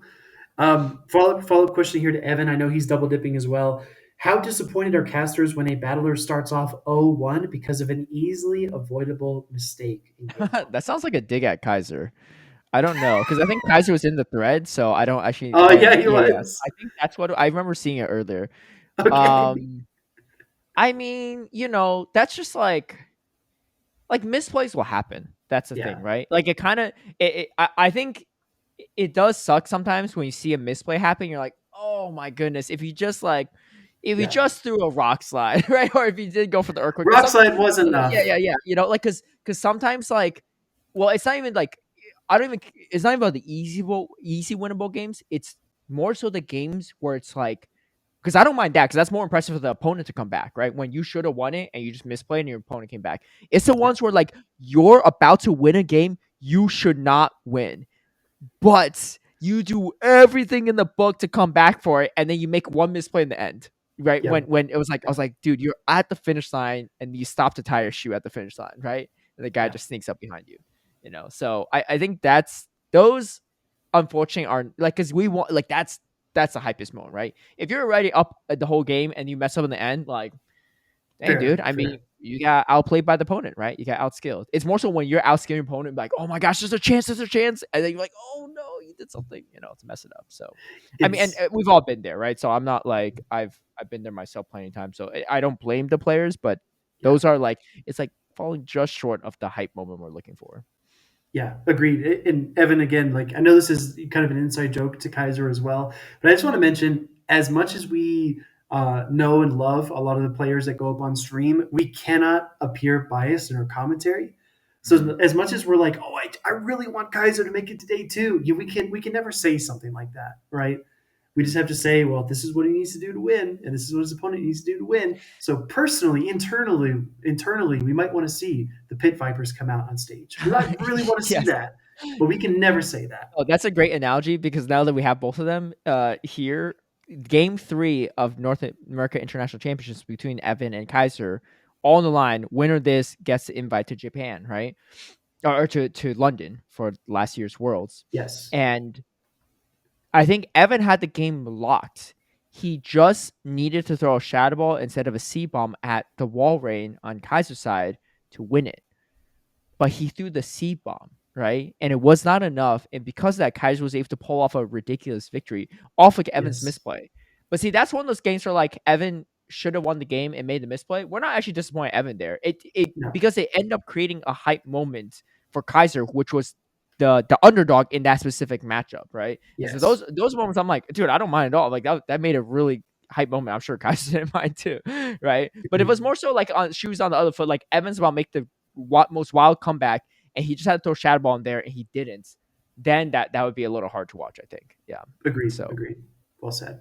but yeah. Anyway, great question though. Great question. We got a question from Amanda Lumberg. Sure. Who is the cutest male NA caster? You already started reading it, so we have to go. Who's the cutest male NA caster? We all know Gabby and DeFi are babes, so they're not included. All right, go ahead. You can take this one. Oh, thanks. Thanks. It's Okay, such a lead us off. I'll, privilege. I'll say something. I'll say something too. Okay. Who's the cutest male caster? Jim's got a great beard. Jim's he's a man's man, right? Jim, of course, Jim last name, aka the mayor, aka wholesome. But it's got to be Butters. I mean, Butters is like he's a stud. You can't get around Butters being like 6'5", blonde, blue eyes. You I talking mean, about he's a stud. handsome or cute here? These are. That's a good Why question, looked at actually. a baby and be like, man, that baby got a full beard already. What a cute But, baby. but we're all adults. Like, who's cute on the squad? I mean, I don't know. That's the question. I'm not telling you to change your answer. All right, what's your answer? I would say Butters for a different reason. If y'all ever seen Butters' driver's license, you'll know, man. Dude, this guy hasn't changed his driver's license since he got it when he was like 15 or 16. And he does look like a cute little teenage boy that just came from the basketball court. Dude, I would be nervous to not update my photo because like I don't ever want to get pulled over by the police and they say, "Oh yeah, this ID is fake. This isn't you. Yeah, This is you your gotta. like brother." Well, yeah. Did you have a beard when you're 15 or 16? No. Well, guess what? You won't have one at 31 in a few days either, right? So it works. It works. If Butters can de-age himself back to 15, I'd be super impressed. Yeah, I mean, it's a good thing Bud doesn't really grow a beard or anything too, because that It's that true. license would not work. But yeah, he shared it with us once we were getting drinks, and it was funny. It's true. Okay, question from Kachina Mom. Who is Caleb's favorite and why is it me? I guess it's only me answering the question, right? There's unless you want to It's, say it's something. just Maybe? you. It's directed at you. I mean, she ain't wrong. Right? She's the OG homie right here. So I She ain't gotta. wrong. It's yeah, she's my favorite. In all seriousness, too, she's done a lot for the community in the past, more than anyone, more than a lot of people probably know, unless they've been around like since 2019. But the community was not very welcoming towards women and No. girls in the beginning. Um, I remember specifically when I was at the Sylph World season 1 in Chicago in the Mhm, venue, mhm. and I think there were at least 2 women there. Uh, Yes. I think it was Ali Lucky and Scandalous Panda or Matt Scandalous. Matt Matt Scandalous. Scandalous, yeah. And um, I don't know who they were talking to. I assume whoever said this was talking to about one of them. But some guy at the venue, another Worlds qualified competitor, was like, "Oh my gosh, there's a girl here. There's a girl at Worlds."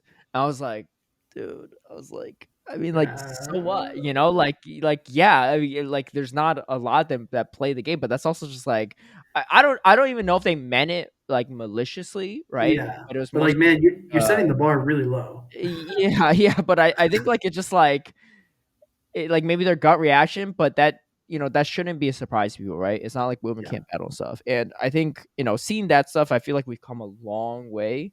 Obviously, I think there's a lot more we can do for inclusivity, not just for women, but for all genders and backgrounds. But yeah, she did a lot, and No, I when no one else was willing to step up to the plate. So I agree with you. Yeah, Kachina Mom, obviously founder of the Girls at PvP server, Mhm. welcoming in female battlers from all over the world so they could find a safe and welcoming and competitive environment in which to get good. Yeah. Get But rest. Kachinamum, and also to get wrecked, Yeah. and also God bless. But Kachinamum is awesome. I remember back from my early days in Tampa, I connected with Lyndon Ryu, who was friends with a lot of other leadership in Florida. Kachinamum from Southern Florida, and it was actually Lyndon who convinced me to make a Twitter account. And then I got onto Twitter, and then Lyndon invited me to the Get Wrecked in Florida chat, and then Kachinama was there, and she got to know me, and she connected me with battlers all over the country and all over the world. So Kachinama really is always going to have a special place in my heart, not only for the work that she does in the community, but also for like helping somebody she didn't even know, who was a friend of a friend that wanted to get more involved in the global community as well. And Kachinama was a huge, huge part of that. So I'm always going to be grateful to her for that. Yeah. Yeah. So yeah, to answer your question, Yeah, that's why. she's the favorite. That's why. She's the favorite. For many other reasons too. But that being said, Inadequates wrote a question: why is Amphros going to conquer regionals? Dude, Go ahead, Caleb. Tell look. us. Well, you tell me, Speedy. What's your take No, on it? you tell me. He asked you. We already know my take on this. What's the deadline? March 1st? March 1st. You know what I'm looking at right now? You know The what I said, regionals. right? They need that not qualify for Worlds. They need to win the regional or international, right? You need to get first place. Dude, we haven't seen one in the top 8 of any of these, right? You tell me what the odds are of these. But you know what I'm pulling up? I'm pulling up the schedule, right? Yeah, How I haven't many even seen one more on stream. how yeah, we haven't. How many more do we even have before March 1st? We got San Diego, that's one. Yeah, Orlando, yeah. Knoxville, um, and then in Europe we have Liverpool 4, uh, Bochum. Bochum, Hmm. and then uh, And that's it. Because Perth is March 4th and 5th. yeah, 5, and then none in Latin America, and then we have 6. We have OCIC, Oceania International Championships. So including that international, there's six chances left, right? I'm making sure it's not happening in San Diego, right? I'm competing, right? I'll do everything I can. I'll bring 6 ground types to that one. I'm just kidding, but Jeez, dude. there's a Garchomp on my team. I'm just maybe not. We'll see. Where the Ampharos at? You come in there. Yeah, Show me the Ampharos. yeah, Pair me up. yeah. Now, and this is interesting because this comment comes from the man who placed third, but because the seniors division world champion won the regional, Inadequates actually earned a world's invite with Shadow Sableye, Jumpluff, and Dunsparce. So this man knows his spice. And that's the thing, right? If this Inaquins, one of the most talented battlers, especially using Spice Pigs, didn't Yes. even win a regional or run an Ampharos on his team, what's to say someone else can, right? I mean, there's a chance that Inaquins might participate in one of the upcoming regionals to like meme around and bring in Ampharos. Like, hey, look, you don't think I'd be hype if an Ampharos won a regional? Of course, that's impressive as hell. Like, like I'd be. Yeah. Why do you think I'm willing to transfer Bastion? Because I don't think it'll ever happen. That's like someone telling me they won a regional with Kakuna on their team for the most part, right? Right. Kakuna's probably a little worse than Ampharos, but not that A much little, worse. little Yeah, bit. A yeah. little I bit. mean, it's got better typing for sure, right? Was it bug? Just pure bug? Pure bug used hardened. Okay. Beats medicine probably, but I will say, yeah. I mean, like, I would love to see it. I just don't think it's gonna happen.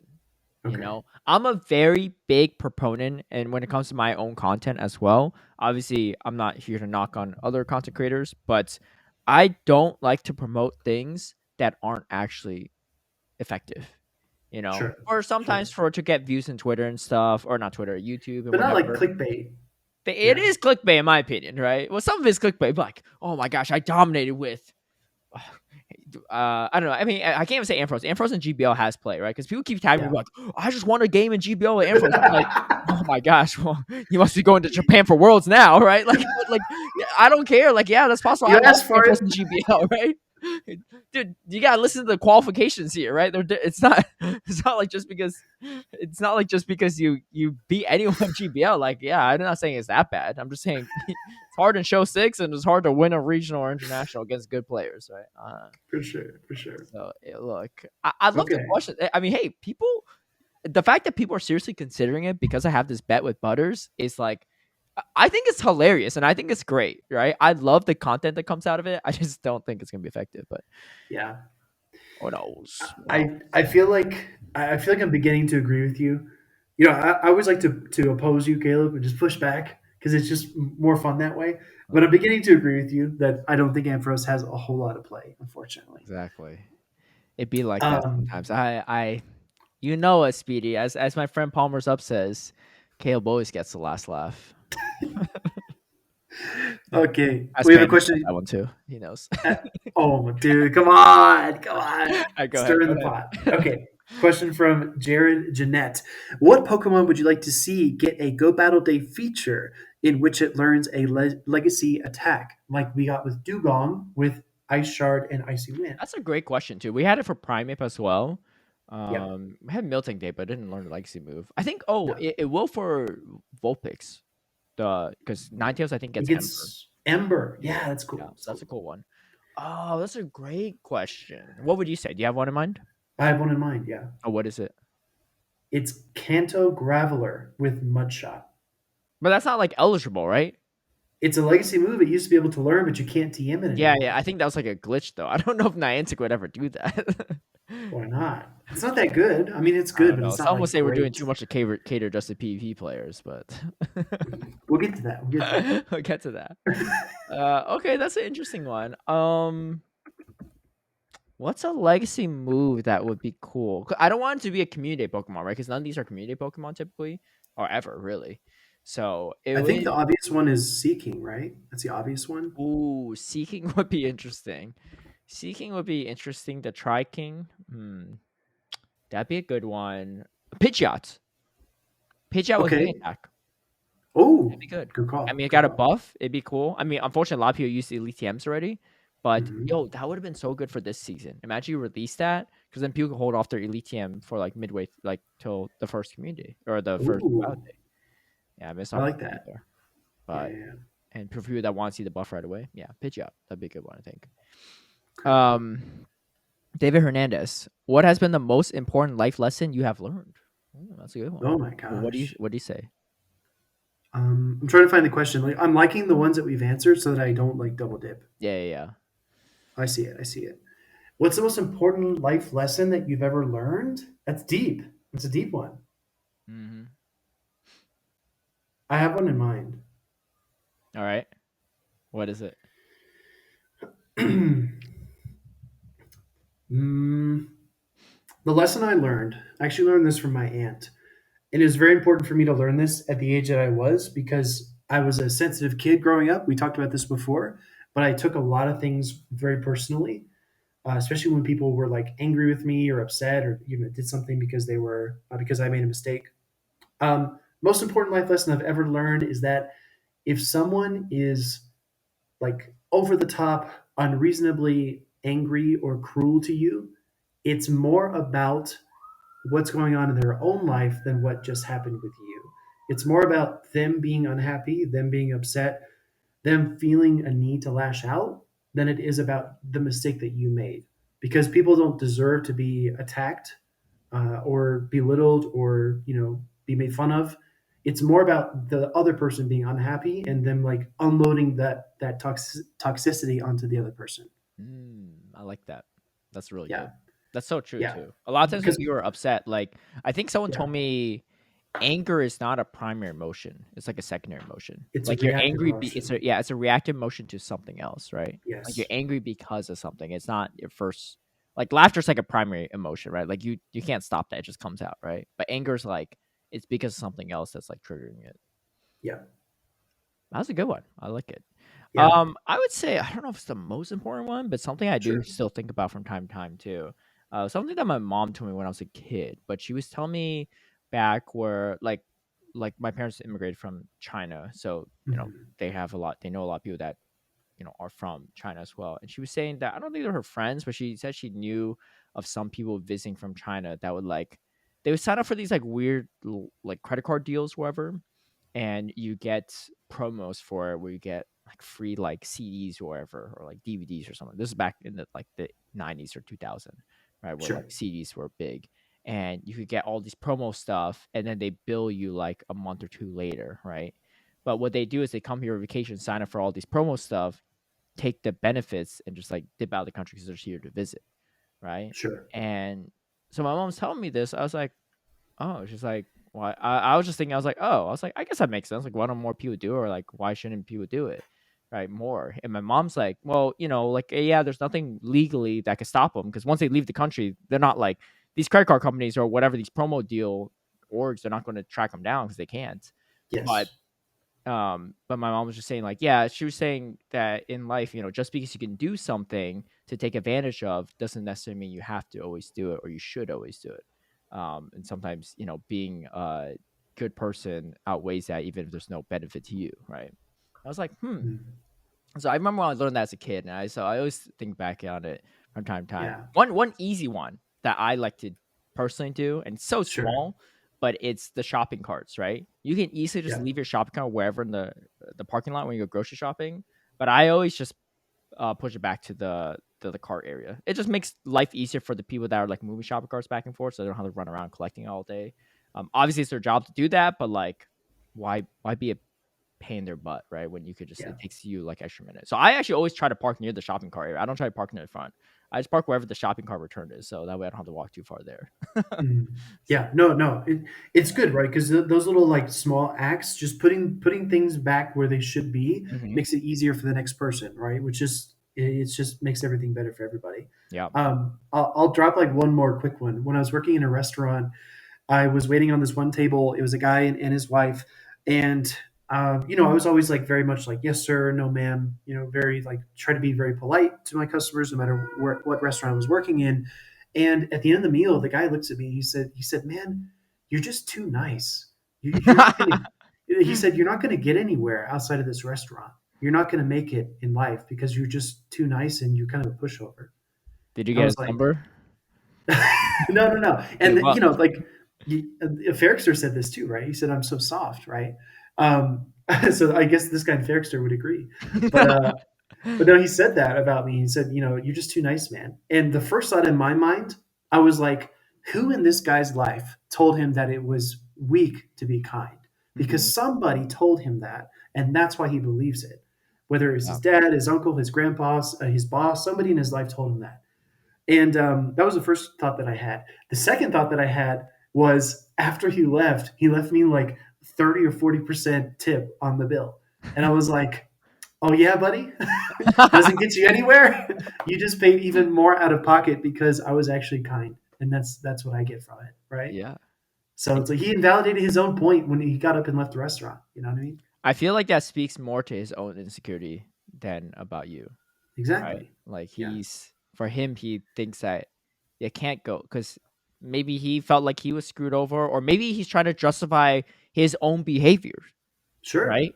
Because Nice he's guys saying, finish last. yeah, like I'm not going to be one of those guys, right? Yeah. Therefore, Mhm. that's my life advice because it's got me this far. It's got to be the right way. But funny There enough, it is. he maybe took a lesson out of your book and dropped you a bigger tip than he need to. Exactly, dude. Just be soft like Ferrickster says I am.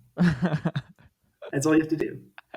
If you don't know what we're talking about, check out our last episode. It was Yeah, great. It yeah, was yeah. great. It's a I good, found some it's a good great. I lesson. made some great TikTok clips off of it. Oh my god. Okay, I uh, think we're running low on questions here. What do you yeah, think? I got two left on my end. Okay. What about you? I'll ask one really quick. This one seems like pretty straightforward. This is from the round table chat. What would you say is more important, switch advantage or shield advantage? I say it's situational. It really, really depends on the battle at hand and your play style. Yeah, I think a lot of people playing the game initially, PvP, or like less experienced players, will say switch advantage is more important. But Mhm. very experienced players that also know how to team build well and know how to close out matchups with certain Pokemon are much better off. Like they sometimes don't even want switch advantage. They just want chip and dip and stuff, and like constantly have like a little bit more extra energy than you, and maybe would prefer the the shield advantage in the end. That's pretty much the premise of my Skarmory double grass team.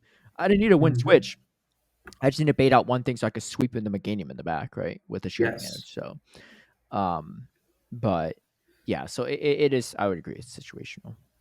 I have a question from PGBLPP, aka Nightwing. Who's your favorite DC hero, superhero, and why is it Nightwing? I'm sorry to say, It, man, it ain't Nightwing. it ain't Nightwing. Ain't Nightwing. Otherwise, we'd all be having copywritten names on Pokemon Go and stuff. What do you have a favorite DC superhero? Dude, it's got to be Batman, dude. How can you beat Batman? What do you mean? How can you beat Batman? I mean, old age will beat Batman alone. Time Batman with itself. prep. Yeah. Every Reddit thread, every core answer, Batman with prep is the Batman answer. could die from just a tough cold flu, you know, like Batman would probably. All right, all right. Who you got? Who you got? So I used to be a huge Superman fan, right? I mean, Figures. yeah, you know, he's overpowered, right? I mean, look, I like Bastion, I like Superman, right? They all got glaring weaknesses, but hey, in the True. 99% of the time though, they dominate the opponents, right? That's true. But I think as I learn more about different DC characters, I really start to like Green Lantern. Green Lantern is like Really? multiple heroes, right?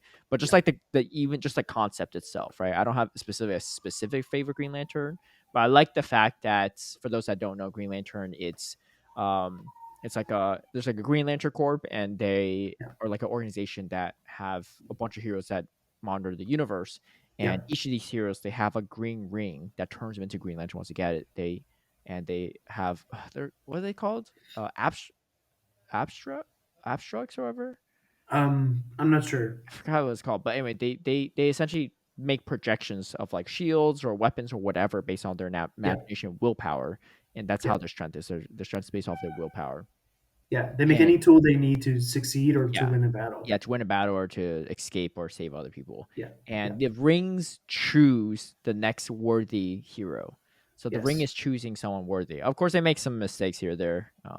Spoiler: there's like someone called Sinestro that gets it and becomes evil, but that's a Yeah. whole different story. But I like the fact that you're chosen because you're worthy, and then your power is dictated based off of your willpower rather than just your physical strength. Funny enough, Okay. there's actually one Green Lantern that was a whole planet, like the planet itself was a Green Lantern. So like I guess like the ring was stuck on a root or something, and the whole planet was like helping. Yeah, that was pretty. I mean, as Yeah. one I'm would guess. I curious. mean, obviously I was just saying how size and strength doesn't matter that much, but the whole planet was hard to beat, right? Like whenever the planet showed up, like it was dominating the enemy, right? Because I mean, like a whole Well, beam coming from a planet is kind of wild. it's like the essence of life, I guess. You have Yeah.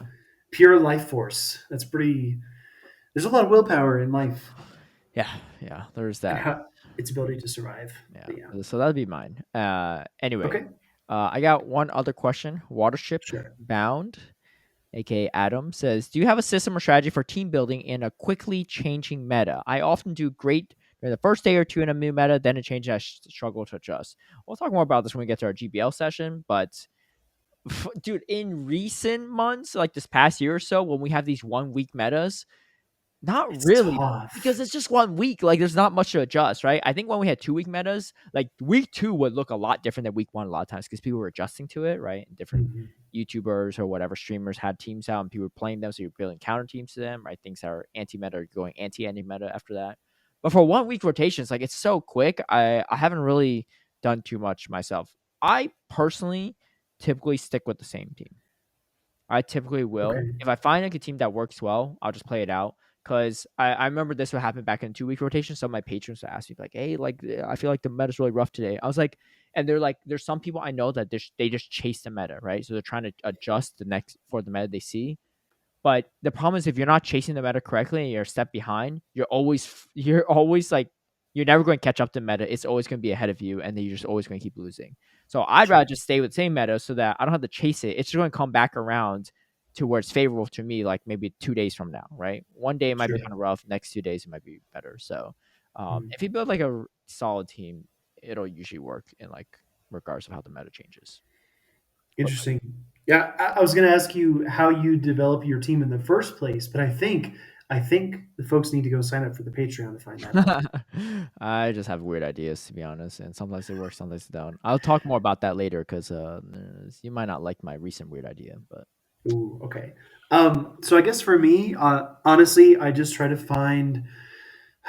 I just don't think that my team building is anywhere close to how Stark, the technical Caleb Peng. I don't think I'll ever be as good of a team builder as those guys, but I do try to take inspiration from the teams that they run. I do watch a lot of Twitch streams, bounce around, watch different creators, and I think I like to pair two meta picks with one off meta pick, like a core breaker. For example, in Holiday Cup, I've been running Lanoon because Lanoon is a normal type, right? So it really sucks against Vigoroth. You're the only person I've But ever heard run Lanoon. But okay, go ahead. I didn't even know it was but eligible. it has Shadow Claw, right? For the Frostlass, for the Alola Marowak. It's a normal type, so it can also square up against Sableye relatively well. And it has Grass Knot for the Lantern and Thunder for any kind of water, flying type Pokemon. It's got great coverage. It just has really slipped out of the meta with other normal types being objectively better.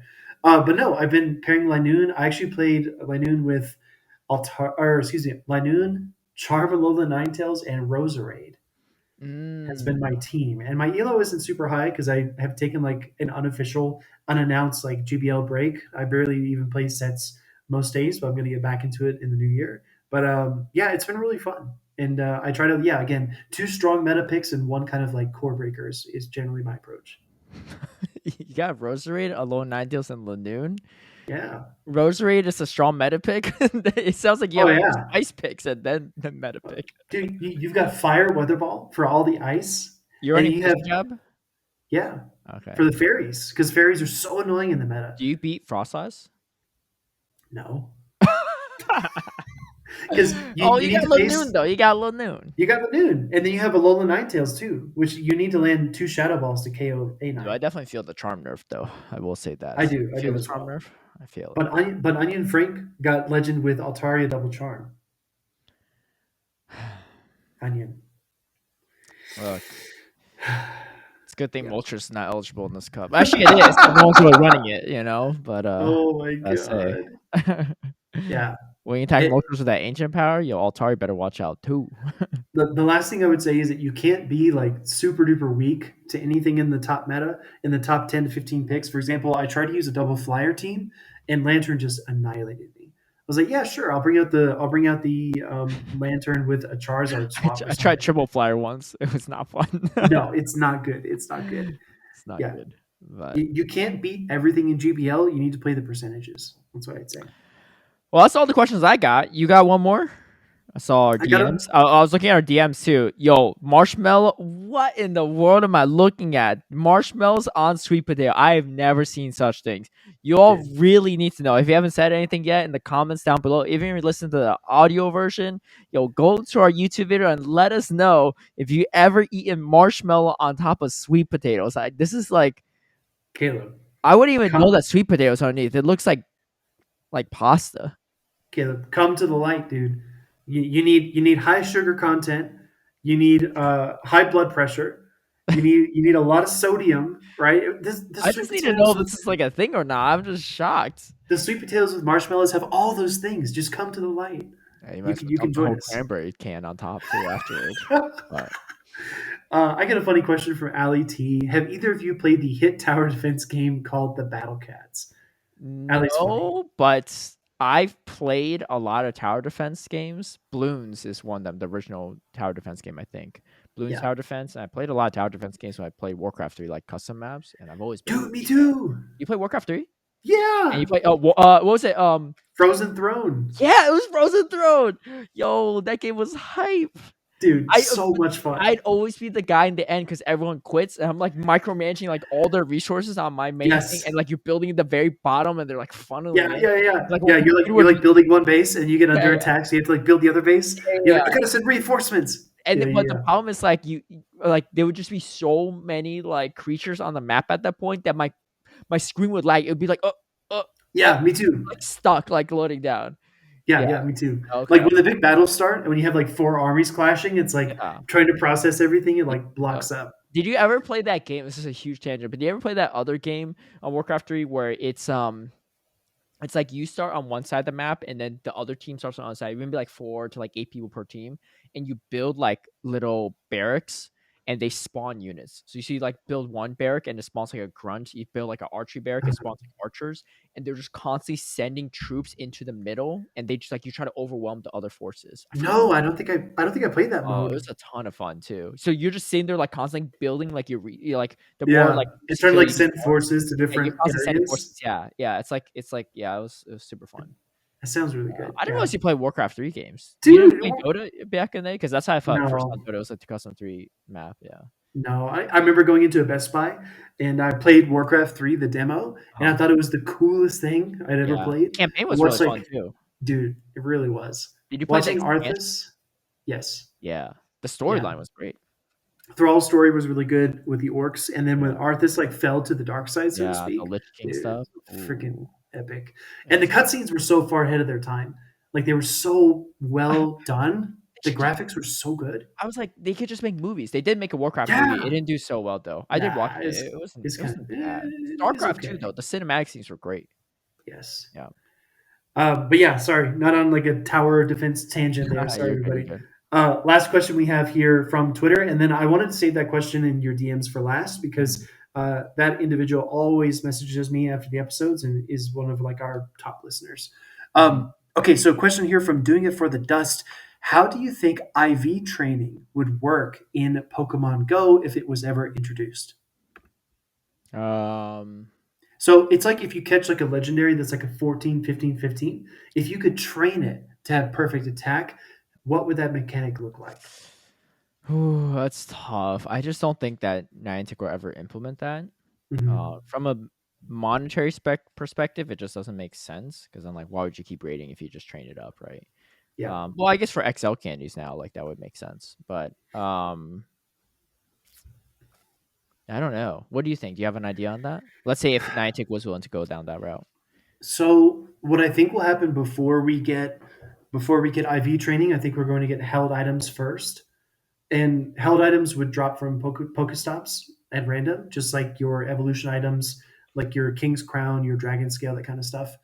But I think held items could be a fun feature. But if you were to do the IV training, in my mind, there are three primary. I guess you could say like in Warcraft, there's gold and lumber, right? Mhm. There's gold, lumber, and food in Warcraft. Yeah. In Pokemon Go, there's Stardust, XP, and Candy. candy Uh, and candy.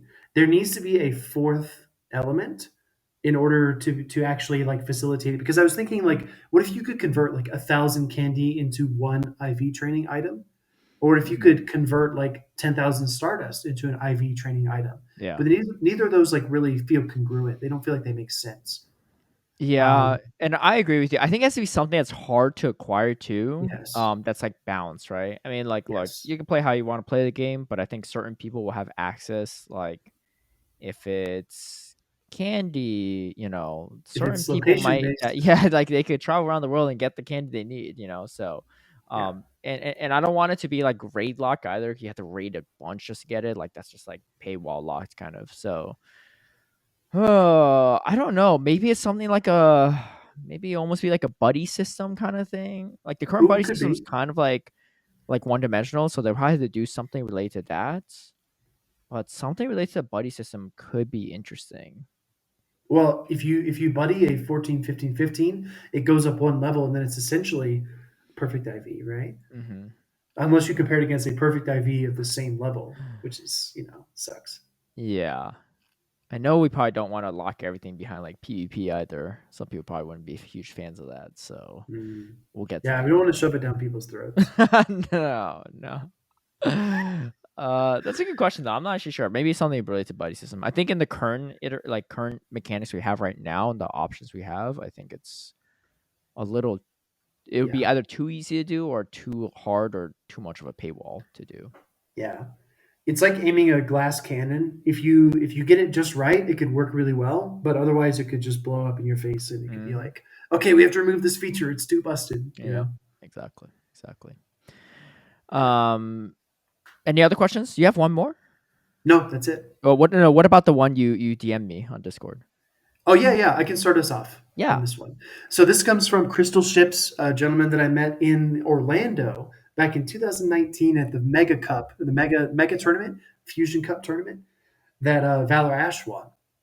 Crystal Ships has been, we've been in contact ever since. Really, really cool guy. Listens to all of our episodes. He says, first of all, I wanted to wish you and Caleb and your families a safe and happy holidays. I really enjoyed the podcast, Twitch stream, and work you guys do for the Pokemon Company, and wish y'all continued success with content into the year 2023. Here's a question.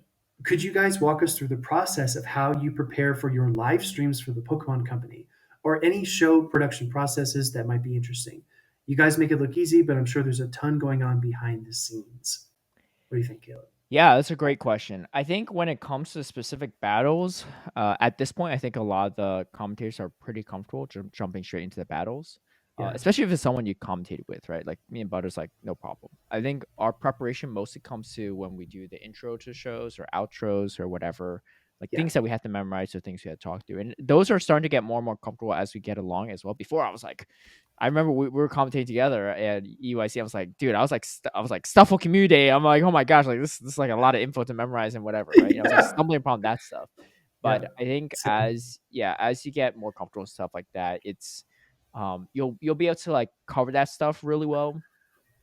And something I still try to do is like get rid of like my ums and uhs, which I still say a lot even on this podcast. But I think just speaking slowly and rolling with it and knowing what you're going to approach it is really good, right? Mhm. Having a lot of experience just comes like helps a lot in that preparation phase. I think the best casters, in my opinion, and some are in our community, but for other casters as well too, they're able to make the program they're able to show their personality in the program regardless of where it's at, right? If we're talking Yeah. about a community day coming up or event or something, it might seem like we're like, oh man, it sounds like they're just reading off of note cards.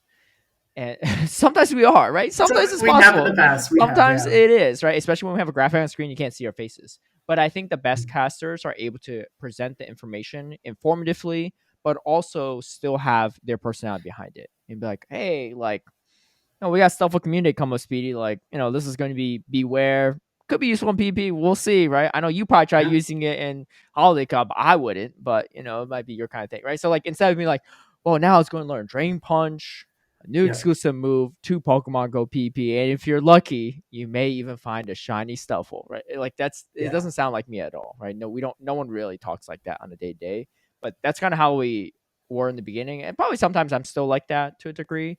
But I think Yeah. those are the big ones we try to prep for. Obviously, the intros and outros are. I mean, outros less so because we just kind of roll with it, but intros especially. Like I remember when me and Butters opened for Worlds in London, we kind of script out a bunch of stuff too. Yeah. And then especially if we're on the big stage, Mhm. like Speed is Chief here. Championship Sunday. Oh no, I Dude. messed it up. It's championships. This is a Sunday, right? I did the Dude. championship a couple times. And sometimes they hand us notes like that, and Caleb, you'll agree. They hand us some things they want us to read, and we're just like, "How the hell are we going to deliver this? Yeah, This is yeah. going to be Sometimes so we have cue cards awkward." that we have to Yes, iterate off, but I think they're flexible if we like go off script a little bit. yeah. So I do have a secret, and I don't think Caleb even knows that I know this. Oh, that's messed Uh, up. I mean, what UIC was in April, so you hold out like 8 months on the secret. Go all right, ahead. so What's the here's the secret? secret, chat. It's actually not about me. It's actually not about me, everybody. So the secret is before every cast, I catch Caleb at least once standing in the corner with his headphones in. He's listening to 8 Mile by Eminem. The moment you own it, you better never let it go. Only get one shot. He's getting really hyped up, standing in the corner, getting hyped. That's your That's secret. true. That's true. Yeah, yeah, yeah. Eminem, a classic. Great question though. I love the sea ships. And happy holidays to you and your family as well too. Hopefully, it's been a good one. Yeah. But I think that mostly wraps up for our questions. I mean, we got some stuff to cover. We're already approaching almost 2 hours at this point too, so we're just gonna breeze through some of this stuff, right? Because we got some Let's stuff do it. coming up too. We can talk about the January events a little bit later. I think let's talk about the New Year's event. Sure. And so a great graphic from Galix you'll see on the screen just about now. Let me just type it in here. We are at 153. All right. But anyway, so you see, if you're watching a YouTube version, you'll see the graphic on the screen. But we have a New Year's event coming up right now, and I mean, I'm kind of excited. I could use a better knocked out, but we have the re-release of Hoot Hoot. wearing the golden hat. And if you're lucky, you can get a shiny version. But also on top of that, wait, can it be shiny? It could be shiny, right? I don't think so. Oh, it can't be shiny? I Oh, don't never think mind. so. It cannot be shiny. But you will now be able Wait. to evolve. So this is a year where you can evolve Pokemon now. So it looks like oh no, it could be shiny. I see it Yeah, in the yeah, raid. yeah. Yeah, in the shade. Sorry, Yeah. you're right. No, that's fine. I don't know if it was shiny variant last year or not. I think it might have been. But you can now evolve the Hoo with the hats now to Noctowl with the hat. Last year we couldn't. So I love how they're like introducing it slowly so that we can eventually get it. We also have a new Pikachu wearing a party hat, party top hat. Could also be shiny too. So that one might be more exclusive just this year. So might be the one that you want to get. Wurmple wearing a hat, party hat, shiny as well. Shout out to Swag Tips. For what? He loves it. He loves the Wurmple with the hat. Oh, he does. You don't even know your nemesis. Well, I know Jonkis likes it. I didn't realize Swagtips liked it too. No, Swag Tips. He Oh, loves it. He loves it. I don't. You know, funny enough, I don't even have a regular shiny Wurmple. Really. Yeah, it's A wild. It's one thing. purple It's Wurmple. like yeah, no purple Wurmple. Oh man, good times, but not really good times if you know what we're referencing here. No. It's not fun. You got Pichu wearing a party hat as well, a bunch of other stuff. A bunch of Pokemon wearing hats and raids as well, including Gengar wearing a party hat. And then we got Reshiram and raids. We got Mega Steelix back in Mega Raids. That's kind of cool. I wouldn't mind that one. Still looking for my Hundo. Oh, and then Reshiram encounter in the raids will know Fusion Flare. Very nice. Let me check real quick. How good is Fusion Flare? Is it even in PvP Poke right now? Do we even know the stats? Oh yeah, Kakuna's got our back. Okay. Sure. So what we got? Oh, are you looking at or looking at Well, it? I'm curious if you had it already. No, I don't have it. I'll pull up real quick. Fusion Flare. Okay. Let's see how good this move is. Fusion Flare. It's there's a Fusion Bolt too. That's also 2 EP. So let's look at fire moves here and damage per energy. Okay. It's as energy efficient as Sacred Fire, except Sacred Fire there's 50% chance of decreasing your opponent's attack. Fusion Flare, 45 energy, 90 damage, 2 damage per energy efficiency. So pretty strong move, all things considered. It's a little worse than Blast Burn, but it's a little cheaper. It's better than Flamethrower. Out of all the charge moves, let's see how this DP. Let's see if I can find a. Oh, okay. It's a clone. It's a clone of Avalanche, as an example. Oh, that's pretty good. Clone of Avalanche, yeah. So 45 energy for 90 damage. So that's that and Side Strike actually. Side Strike and Avalanche are clones. And so it's Fusion Flare. So not bad. I mean, it could be pretty cool for Reshiram because Reshiram just had nuke moves before, so now it has a lower energy move, which is kind of nice. That could be interesting. Mm-hmm. That could be interesting. Yeah, I really like how you juxtapose it against Blast Burn because Blast Burn, obviously, the fire primary partner Pokemon's signature move. So Blast Burn is 20 more damage for 5 more energy. Mm-hmm. So it's very comparable. Yep, exactly. Yeah. And you've been seeing a lot of Blast Burn lately with all these Wing Attack Charizard. Let me just say that. My goodness. But anyway, we also have hatch egg distance when eggs are placed in incubators during the event. Yo, let me just tell you, Speedy, right? You don't know about this yet, but I'm just telling you. I had 12-kilometer eggs banked, right? Okay. And I was like, oh, it's going to be perfect time. I'm going to drop the star piece. Like, I picked the Stardust track roll for the winter stuff event, right? So I get extra Stardust, right? I was doing the Hisuian Avalugg day, which, by the way, I didn't get a single shiny Avalugg. That's wild. I did like 12. Oh, my gosh. How many do you do? I did like 25. Oh, okay. But still, I should have got one at least, right? I did 12. Yeah. Anyway. Orange Creamsicle Avalugg. Yeah. You and your orange creamsicle. Anyway, so I was trying to hatch these eggs and drop a star piece on it. And I was like, oh, let me check my eggs to see like how close they are to hatch. They hatch when I'm going to go check on them. And I didn't have a star piece. I hatched 12-kilometer eggs, no star piece. Dude, that bummer. And I dropped the star piece right after that too. So like, I really wasted that. Feels bad, man. Feels even worse when you find out what I invested in late last night or like I guess early this morning to use in PvP, and I dropped a bunch of Stardust. You might not approve, but anyway, so we do have this event. This will be from January or December 31st to January 4th. So only a couple days, but it's a New Year's event, so it kind of makes sense. It's not like going on forever. Some January events will be coming up. We'll talk about that more later, but GBL. So you told me about your Holiday Cup team, right? Let me tell Yeah, you, this meta is trash. This is it's not this super is fun. probably people talk about the fighting cup meta being bad. This is one of the worst metas in my opinion because you could just straight up run the worst, trashiest teams and still hit legend like Altaria Double Charm. You don't tell me there's skill in that, right? There's skill, very minimal, but there's skill. There's way less, right? It's not a Yeah, knock on Onion Frank because here's why. I was like, because I was running all these teams, I was trying to be creative with Dunsparce, right? I had like a little off yeah, yeah, screen, yeah. like Frost Ice, energy management stuff. And then last night when I came home after that white elephant thing at like 3 o'clock in the morning, I was like, I'm done. I'm gonna tell you this. You're fed up. I was in the 2700. I was almost at 2800, right? I was messing around with different teams. To be fair, I was like playing like well, I had little holiday drinks with the family. I was just messing around, right? I played some Zangoose even, right? Holiday Cup. It was not good. It was Oh, not good, right? yeah, Yeah, yeah, but I was messing around. I was trying all the sorts of stuff. So I dropped a lot of elo. I was like, I could just play the team I was running, or I can just run some degen stuff and see. yeah. Just improve a No, point. Because I didn't even drop a YouTube video. I'm gonna the drop the dark YouTube video. I'm side. probably dropping a YouTube video tomorrow on it. So that way, by the time people see it, they can't really utilize my team. Because I don't want people to utilize the team. I'm just running a degen team to really prove how bad of a meta this is. Everyone listening, this is a terrible meta.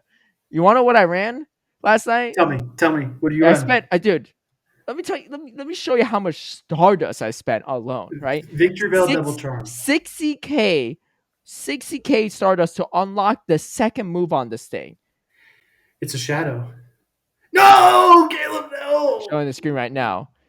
Shadow no, Weeping Bell, right? no, dude. Out of a rank 119 I spent 245,000 Stardust to power this up, plus the 60K to unlock the second move. That's over 300,000 Stardust. And guess what? To learn the fast move Razor Leaf, Razor you Leaf. need to elite TM it. So I spent elite fast TM as well on this thing, and I ran Altaria, Shadow Vic, Shadow Weeping Belt. And you know what? 5-0, 5-0, 5-0, No, no, 5-0. no. It wasn't that great. But the thing is, like, I was doing just about as good as I was while running a legit non degen team. I'm running the one of the most degen teams possible. And dude, I ran Altaria into Altaria lead. And then I lost CMP, so I didn't even take it out. They had a lit Leo in the back with Incinerate for my victory belt and my weapon belt. They don't shield the leaf blade. So it's like down to like half health. I'm able to race the leaf down with my weapon belt, and they have a lantern in the back. No, and you And probably still have shields. we all had shields, so there's no yeah. I think we all had one shield apiece or something, and we simultaneously knock out. I tie a person with a Lilio in the back for against two Shadow Razor Leafers. That's how ridiculous this team is. And the thing is, it just takes no skill. You know how many people just top left every time they see it? I feel bad, Yeah, but I'm just like, I'm trying to prove a point here. You might make the YouTube video. I don't even feel bad if you lost to me, right? Or there's some people that just hard beat me because they had like Altaria, Alolan Marowak, and Alolan Sand Slash, right? Maybe they ran to someone else running the same thing I did. I don't even blame them, right? But some people, I was like, well, there's no way I'm winning this. Like, it don't matter, right? But I'm Victory Bell is my Frost S counter, right? Like, I just razor leafing that thing down, man. It's rough, but like, my victory bell took out like I think a Obstagoon and a Trevenant all at once, right? By itself. And they spent a shield. Like dude. I was running to some degen stuff to myself, right? I ran into a Razor Leaf Tropius with a Shadow Air Doctorow and a Celesteela. And you Celesteela's won. actually no, I lost that one. Celesteela's Okay. kind of wild because it resisted the Razor Leaf and the Dragon Breath, and it was throwing a Rockto. Smackdowns. Yeah, SmackDown Rockto or something. So Yeah, yeah. anyway, let me tell you, this cup is awful. I don't care what people said about Fighting Cup. Don't tell me that meta's bad and think that this is a better meta. It is an awful meta. It is so degen, and you could just run degen stuff and get away with it. It's not stuff I usually Mhm. run, but you know what? I'll probably drop a YouTube video tomorrow to make a point. This is the worst. This is one of the worst metas. I don't know. Oh, You're using the dude. rosary thing, whatever. I mean, I like it, but when you start climbing Speedy, you're going to start realizing that even some of the best players in the world they're running Double Shadow Razor Leaf, Oh and then gosh. there's me Yeah. doing the same thing or Double You Charm. you Like you went to the dark side, dude. dude. I dipped my toes in the dark side to see what it was all about. and it's as dark as I thought it was. I mean, you gotta think about this too, right? No hate on Onion Frank. Onion Frank hit Legend with Altaria double charm after charm was nerfed. That's how ridiculous this meta is. Even with the charm nerf, you can still hit Legend and climb a ton with it. He climbed like 500 points with it. Like, look, I mean, I roast Onion Frank or make fun of people all the time, but like, that's credit where credit's due. That's impressive, right? But that's just how bad the meta is. You could just get away with that. Oh, so bad. Dude. That was so bad. Dude, I finished my sets in like an hour and a half. Yeah, I bet. I was watching Glass Onion and just powering through. It wasn't even. Dude. I was like barely even paying attention to my screen. Dude, you were running a DGen team watching a movie called Glass Onion. Get out. Get out, dude. Sequel to Knives Out. Anyway, they're not sponsoring this or anything, so don't take anything. It was Yeah. okay. I like the original better, but Yeah. Use our exclusive code to sign up for Netflix. dude, imagine if Netflix sponsors. Dude. Yeah, I mean they might need to start sponsoring people because they're getting rid of password sharing soon. You hear about that? That's true. Yeah. I mean, I got my own password, so it's fine. But Yeah. yeah. What's your beard update, by the way? All right. What's We the have deal? a date. All right, what's the date? We have a date. I have my calendar right here. It's going to be Tuesday, January 3rd, All right, 6 p.m. Central. 2 p.m. 2 p.m. Tuesday, January 3rd, 6 p.m. 6 p.m. All right, so 4 p.m. my time. 6 p.m. to when? To when? I'll probably do my GPL sets and do the shave. Oh snap! I'm tuning in. All right, got All like right. 3 hours blocked off. Speedy All right. shaves. That's Wrote in it. all caps. Wrote in all caps. All right. It's I going to can't be wait. an additional 32 days with my profile pic. Yeah. Yeah. Yeah. 2 months. Yeah. I'm curious if there's going to be any tan lines or not. Dude. We'll see. I honestly, Caleb, I haven't shaved in 4 years. I don't know what it'll look like. So you usually use like a beard trimmer? Is that what Yeah. you do? What Yeah. what guard? Does the guards even come that big? They must be like the guards going to be massive, right? So I don't use a guard. I just like freehand trim. I like look at the side profile and I just like It's not kind of just tough. like it's a little bit tough, yeah. But I mean, works out. Yeah. Hey, it won't be tough anymore. And then you and Kam Your Guam and Shiny Hunter Ben and Jenny, you can all get off my back. Get off your back. It's been 30 plus days. If it was like a loan shark, they would have been like, they would have broke Break like, my ankles. yeah, they would have broke 5 kneecaps by now. Like the prosthetic would have been broken too at this point. Yeah. We don't encourage violence or anything like that, but Yeah. but we gotta be in real. an alternate timeline, Caleb's a loan shark. 1 week from now. Wow. Okay. Yeah. So next week we'll probably we're gonna film a podcast before then. That'll be the last time we see a beard on the podcast for a while. Well, yeah, yeah, we're probably gonna I film on guess like so. Monday or Tuesday, right? Yeah. It'll be Yeah. by then, yeah. So wow. I'm excited. Yeah. It's gonna be good. Yeah. You have a good plumber? No, I actually, funny thing, I was at Walgreens. Yeah. I was at Walgreens and I saw that they sell a beard bib that you attach right here Yeah. and you attach it to a desk and it's like a scoop. Oh, And all the that's hair not falls Fates. into the scoop. Did you buy it? No, but I should go buy it, and that's how I can promo it too. I'll actually send like a picture on my Twitter, be like, "It's happening." The beard bib. I like it. The beard bib. Yeah. All right. At least you'll stop getting hate comments in your DMs, right? It's true, dude. God, the haters. I'd be seeing some of that too. All right, we got a T segment here. Yep. Let's hear it. It's actually a question. It's a part of our Yeah. AMA. So this is a question that we didn't get to. We felt like it was. It has a different tone, and that'll make sense once we read it here. So here's the question. This comes from GSM Ribeiro, and I'm really grateful for Ribeiro to leave a comment, right, to contribute to the thread. So I do appreciate him for that. He says, "What is your combined take on how toxic the PvP community is? Try to look at this for just a moment from a newbie or an average player's perspective.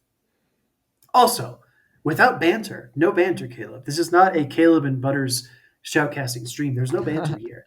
Without banter, What's your take on Niantic shoving PvP on the average and casual Pogo player's throat?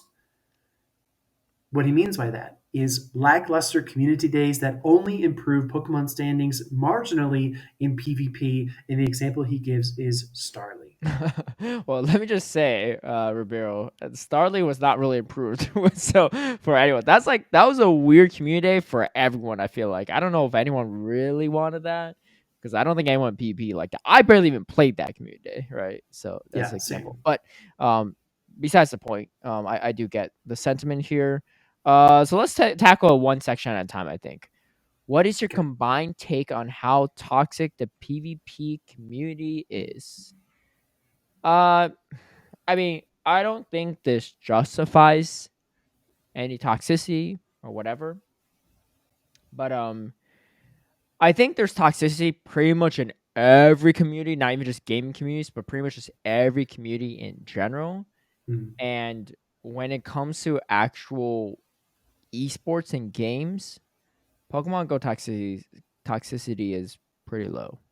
Which, like, again, not to justify it, but it's more so credit to those that try not to be toxic in the community, right? I think like there's a mm, lot of uplifting. I mean, if you look at these tournaments we have, people are shaking hands, hugging their competitors that are knocking them out from their chance to go to Japan for world championships, right? And like you don't see that level of sportsmanship across the board on all sports, right? Especially not with like smiles and some people are taking photos again and stuff like that. Other sports are like a casual handshake and they're just gone, right? Like mm. games that have been around for a long time. I'm not even Or gonna fist pump or fist pump anything or like whatever. that. Well, sometimes there's actually like smack talking afterward, right? They'll win and they'll like yell stuff right at the other team. Like they're not shaking hands after, right? They got beef. I seen a clip where they're walking down the hallway and they shoulder bump them right really hard Yeah, in the yeah. middle of an interview. Let's say like you just won. I'm interviewing while walking down the hallway. A competitor walks by and like shoulder bumps you while you're in the middle of the interview. I've seen that happen. It's really unfortunate and toxic, but like um that'll happen, right? Like I remember once I was watching it was like a Dota 2 World Championship, and in the game it was like the game wasn't even over yet, but in like I think game 2 best out of 3, and the team that was writing this was already up 1 point. Mm. Their jungler essentially their carry like team wiped them or something, and he just wrote in all chats, he said easy game, right? When the game wasn't even over yet, right? That's like some big BS, right? We're talking about earthquaking a knock tower or something, or last joining a Sableye. That's like if you're on the headpiece and people could hear you in the stream, be like, you're like, I'm like, yo, easy clap, Speedy, right? Yeah, Like that's yeah. that's another, well, like far before the game's over, right? It's like mid game, right? Yeah, mid Yeah, mid game. game, right? It's not even BM time. This is like I got Bastion locked into a knockdown. Like it's great, but it's only your safe swap. Like you might have a Registeel that sweeps you in the back, right? Like Mhm. that's the level. But anyway, all that's to say is I give credit to people that have sportsmanship and that are not toxic in the community because I think they are the ones that help set standards for people to not be so toxic, especially in person, right? I think online is so different because a lot of these times people show up in person, they're not like that, right? For the most part, some people might be to a degree, but for the most part, they're not. Which I mean, I guess that's just like human nature, right? You're less likely to be Mhm. as extreme as you are. Like everyone's going to talk a big talk behind a keyboard, but who's Of really going to, course. get in a fight or whatever? Yeah. Besides Speedy and Fairster, but that's a whole different story. But yeah, I would say from a newbie and average player perspective, I mean, this is also a big thing on like Twitter and maybe social media, not even Discord, really. I think it's just Twitter. Like I wouldn't if someone new get into PvP, I wouldn't be like, "Yo, join Pokemon Go PP Twitter. Get involved on the drum." Right? No, I tell them like I teach them different mechanics stuff like that. Like you join if you want to engage with people, meet people, but there's but it's like Twitter it's such a small percentage of the player base, right? I think it's more so this is just my personal mentality, right? I'm not trying to tell people how they should behave or whatever, but there are so many positives you could focus on in life. Mm, And if you get swallowed up by all the little negative things in life, especially in like Pokemon Go PP, where it's like it's much smaller. I think, at least from like the PP toxicity. Like if you're going to let that bother you and bring you down, then you're the one that's not going to have a good time, right? mm. Look, I'll see toxicity, I'll see drama, whatever. Most of the time, I just read it. I'm like, ah. Help pass the time on the toilet faster. you know. But that's Dude, about it, you know. yeah, I'm meme sometimes once in a while, but like I don't like like me going back and forth with Panic. Like I don't really care. Right? I don't have any yeah, hatred yeah. towards Panic. Like whatever. I'll just make a joke, right? I thought it was funny, right? Hopefully other people did. You know, it is what it Yeah. is. But what is your take Yeah. on the toxicity of Uh, the PP community?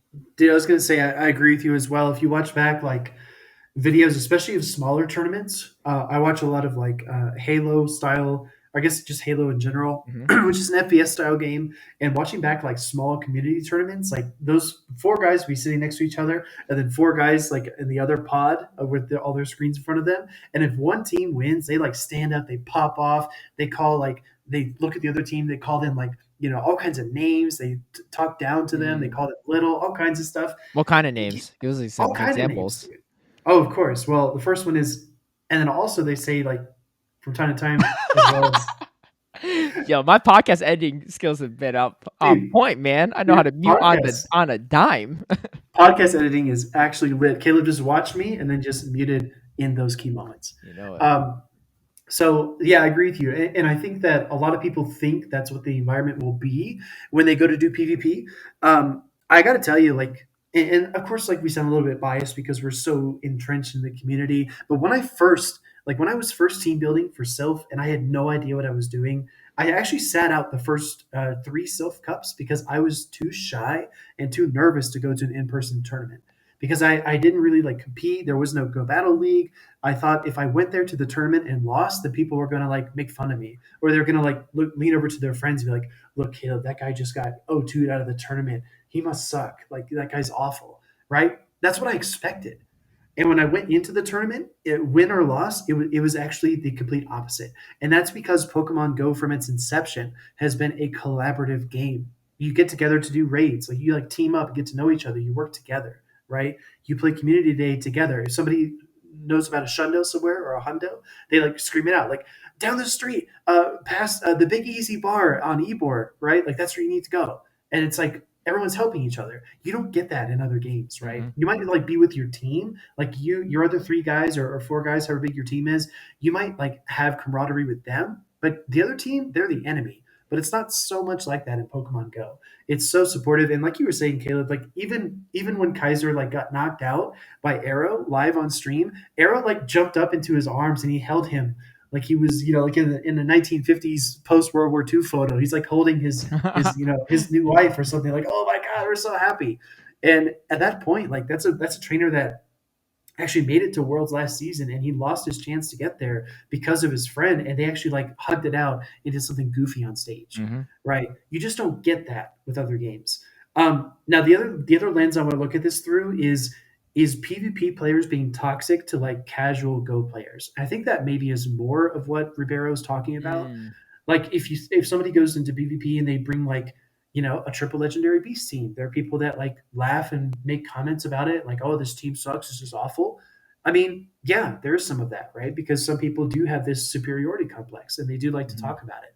For most people, myself included, because my primary interest is seeing the community grow, I would never ever tear down somebody for their team, right? Never. It's just I'm not interested in doing that. But other people who have different motives, different beliefs, they might do that. That being said, and again, like we're not using toxicity to rationalize other toxicity, but I've seen other segments of Pokemon Go be very toxic to newcomers. Mhm. When we talk about like grinders, when we talk about raiders, when we talk about people that like gymming, right? They are very very like almost some people, and again, like it doesn't matter. What I'm trying to say here is that it doesn't matter like what game or what facet of the game. Some people take something and they just become almost like militaristic about it, and they really get intense about certain things. And that's just their personality trait, right? Like you can't control that. That's in every community, and I've seen it across the board in multiple other aspects of Go as well. And I don't think PvP is the primary problem because I do think we are a smaller percentage of the overall players. Yes, I agree with pretty much everything you said there. I think that's a really great perspective, and it is unfortunate because I think sometimes when we feature like a newer, less experienced battler in one of these tournaments, for like at Arlington or at one of these regionals and stuff, sometimes the chat can be a little toxic, like, oh my gosh, like what a noob, or like why are you running this move set, or why is this thing not powered up? And that's really unfortunate.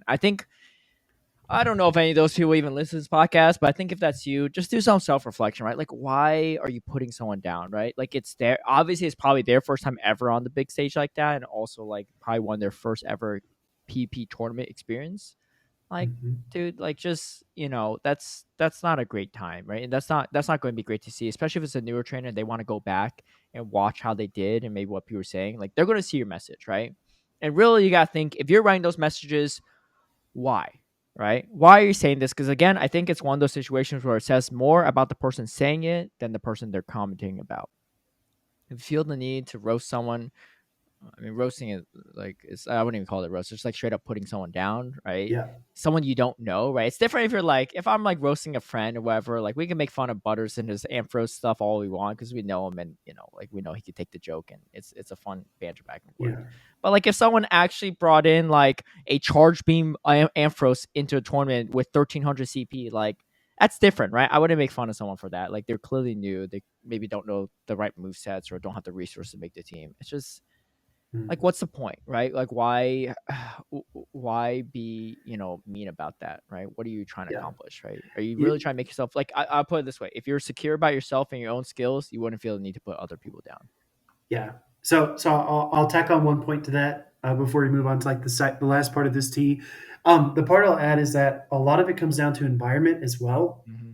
If you read comments on Twitch chat, Twitch tends to be generally papega, funny, Uh-huh. attention grabbing, toxic, just because that's the community vibe on the platform. So if you read like the YouTube comments versus the Twitch comments, they're very, very different, right? Depends True. on the person. And the next thing is like earlier we talked about life lessons. A lot of people say things not because they think it will have an impact on the person that they're directing it at. Like if somebody goes in the chat and says, "Oh yeah, Entei sucks," right? They're not like trying to give helpful advice to the Mm-hmm. person who's using Entei. What they're doing is they're trying to get attention on themselves, Yeah. right? They're like, please look at me, please, reply to my comment, maybe laugh with me, or maybe get mad at me, and it'd be funny to watch you melt down because it was just a joke, that kind of Mm-hmm. stuff. So again, you can't take any comments too lightly, and I have seen some members of our community do that as well. They watch back the VODs or they look at Twitter and they're like, oh, I don't know if I want to compete or if I want my family to compete because they might get made fun of. I don't think you should have that approach either. I think the comments that are made are generally attention grabbing and they don't hold any weight, and some random person on the internet shouldn't dictate how you feel. Exactly. Exactly. Well said. But the last part is lackluster community days that only improve Pokemon standings slightly in Yeah, PvP. yeah. Well, and Niantic shoving PP on the average and casual players' throats, right? Yeah. The Uh, the thing is, oh, I don't go know ahead, go why ahead, Caleb. throat is in quotes. Actually, this is kind of interesting. But yeah. So I mean, not actually. I guess they're not actually. What he means is not actually down the throat. But anyway, I get the sentiment. Yeah, Not everything is made for everyone, right? I don't. Actually, I will say this: Starly Community Day. I don't know who that was made for, because I don't think that it's made was for it was not great. Raiders. For was that a debut of the shiny? I believe it was. Might have Yeah, been. Okay, it so for was. shiny collector, sure, they get the one new shiny, but like you could release it different ways. PvP people don't even like the Starly, right? I think Sphere Community could be one. If that was a shiny release, that makes sense, right? But I think a lot of them. I mean, I personally I like Beedrill or Magikarp coming back, right? Charmander coming back. Those communities, I get it because from a non PvP perspective, like why would we want this? We've had shiny Magikarp since the first ever shiny release in the game, Exactly. right? And to be honest, I'd be okay as a PvP person without it. If they said, you know what, we're just going to throw Aquatail into the move pool, now you use a charge TM. Instead of this, we're going to do Axew Community Day. You don't think PvP people are going to be happy about it? We'd be ecstatic about it because a lot of these really strong pseudo legendary Pokemon or rare Pokemon, well, we would want to have more of too, right? Because I think a lot of PvP people they like shinies. I mean, you like your Shundo, right? like it's like that. You can use that for Master League or Raise or whatever, right? Like, Yep. like I appreciate a good, high like IV Axew. Even if I'm not using Master League, I would like a Hundo, Yep. right, or a high IV Hmm. one. And Hmm. I think there's a lot more in common between what PvP people want versus non PvP people than people think. Because Yes. like I think like we would love back in the day where they rotate a starter or primary partner Pokemon and then a rare like pseudo legendary and back and forth, right? Like we did that back and forth, uh, and and that was the trend for at least like 2 or almost At two least years two or so. years. But Yep. then the thing is realistically Niantic just can't do that because they're going to run out of Pokemon to release because they can't release these Pokemon as because they only have limited content because it's based off the main series game and Yeah. they're almost caught up at this point, right? So Mhm. um so they can only do so. I mean, we got Ursa Luna in the game, and that was released this year from Arceus, right?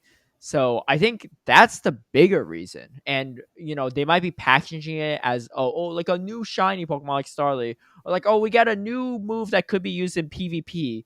But sometimes the move doesn't even make sense. Like I think it was Gus that learned Starly, like not really Yeah. Yeah. relevant. Gust. Or like and like I said, like Gyarados or Octale is pretty good, but I don't think you even need to package that community to have that move to make it viable in PvP. They could have dropped the move anytime when they do an update, right? They did that to make it easier probably to stomach getting a repeat shiny Pokemon like Magikarp, Yeah. even though people had it because they don't want to offend people across the board. They probably offended Yeah. everyone besides PvP people at that point. And I get it, it kind of sucks, right? But I don't know. I don't work for Niantic, so I can't speak on it. But my guess is their strategy is they only have so much content they can release, so they have to slow roll a little bit. And Sure. I mean, I don't know. I I don't know think what the solution is because if they don't slow roll it, everyone's gonna get bored of the game when you have like Como O community Day next month and then Axie community Day 2 months from then, right? Yeah, yeah. No, I think you're right, Caleb. I think as well, I'll add on that it comes down to game design and power scaling because pseudo legendaries like Ursaluna or like Garchomp, I think Garchomp is actually the best example here. A Pokemon like Garchomp can do a lot of the things that, for example, Groudon can do in terms of damage per energy, in terms of like rate effectiveness. Garchomp is one of those Pokemon that comes very close to performing like a legendary Pokemon. But when you look at the power scaling and the balance in Pokemon Go, in the main series games, you might only run with like one legendary Pokemon on your team because you can't have duplicates, right? So you'd only have like one Groudon. So how do you supplement that? Of course, you build in other Pokemon as well if you're trying to achieve the same effect or a similar effect. But in Pokemon Go, if you're talking about raiding versus PvP, yes, the community days have not been very good for raiders either because the power scaling is just so far into the legendary Pokemon's favor that even releasing a Pokemon like Ursaluna or Garchomp, it helps more casual players to be more competitive in terms of raids. Maybe they can like duo a 4-star raid now that they have like 3 Garchomps that are level 40, for example, without having to raid a bunch of Groudons, pay a bunch of money. Like I think the power scaling argument is really strong because again, you can only like make a Pokemon so good before it becomes just totally overpowered and it breaks the game. Mm-hmm. And when you have the DNA, when you have teams of 6 legendaries baked into the DNA of raiding, it's really hard to top that power scaling, that output. So it's hard for them to release updates for community days where it makes raiding Pokemon more relevant. So it almost seems natural that they would turn more towards PvP in my mind. Mm-hmm. Yeah. I mean, I know not everyone likes this, Yeah, but the reality is PvP is the end game for the Pokemon series. You can say sure. that for the main series game. You can say that Unite that's the only end game. But for the trading card game as well. Like if you look at the anime and the manga and the storyline, the Ash Ketchum's not trying to collect them all. He only has like 50 something Pokemon, right? Yeah, Like unique yeah, Pokemon. He's trying to be the best there ever was, right? yeah. Um uh Well, yeah, well, look if you look at the games, right? Somebody who picks up Scarlet Violet and all they want to do is shiny hunt, they're probably annoyed that they have to go like fight the gym leaders. uh-huh. I'm sure they're annoyed to Yeah. get to Area Zero, Yeah. right? That's the same kind of person who wants to play Pokemon Go but doesn't want to play competitively like GBL. Yeah. You don't have to do it like to a point, but you do have to do a bit of battling. It's like baked into the DNA of Pokemon. It's like the same If you people want a who shiny Pikachu Libre, you're gonna have to work for it, or get a exactly. really nice trade lined up for you. But Exactly. um, It's like in TCG, right? A lot of people just want to collect like rare cards, but they will never like pick them up and go to a tournament mhm. and actually battle at a regional, right? The competitive aspect of every game is much more condensed. It's much smaller as a percentage than the overall player base, and that's just the way it's always going to be. Mhm. Yeah, I mean, everyone plays the game for different reasons, but you have to, from a brand perspective, look, regardless if you like our opinions or not, like you have to understand where Niantic or the Pokemon company is coming from when they prioritize PvP, right? I'm not saying they always prioritize PvP because I don't think they do. And you can say I'm biased, but I think that's the truth. There's not always priority on PvP because sometimes they'll release move like Shadow Force Giratina. It's not really great for PvP, but No, it's fine. Like I'm okay that it's not good because they can't always prioritize PvP, but also, I mean, that would have just been too broken for PvP in general. But like not everything has to be made for PvP, and not everything has to be made for non PvP. raids or anything else. Yeah. To be fair, I don't know for this commenter like what their primary like focus is on the game, but everyone has Mhm. some focuses, and I think yeah. It's strong language shoved down the throat, But I appreciate the comment. I think the question was good. I think we brought up some Yeah. good comments. And some people might feel like, yeah, they are being shoved down our throat. You know what I feel like is being shoved down our throat? Um What? the let's see. Uh, I guess AR. Because AR is always the default mode, right? You always have to change. yeah. And we don't have, but like at the end of the day, like you have to get Niantic as an AR company, so you kind of have to like respect it. But you can't toggle AR off completely. If you log out your account, log back in, it's always going to default to AR. AR is going to be, when you try to feed your buddy, AR is going to come up and like everything, right? Like it's not just a static thing. So, Yeah.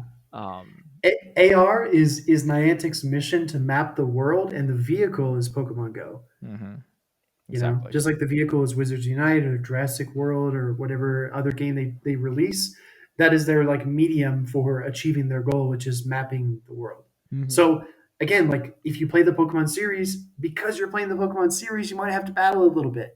If you're playing a Niantic game, you might have to go map the world because that's essentially the company's mission. If you want your own mission and to create your own storyline, the only answer there, unfortunately, is to create your own game, Yeah.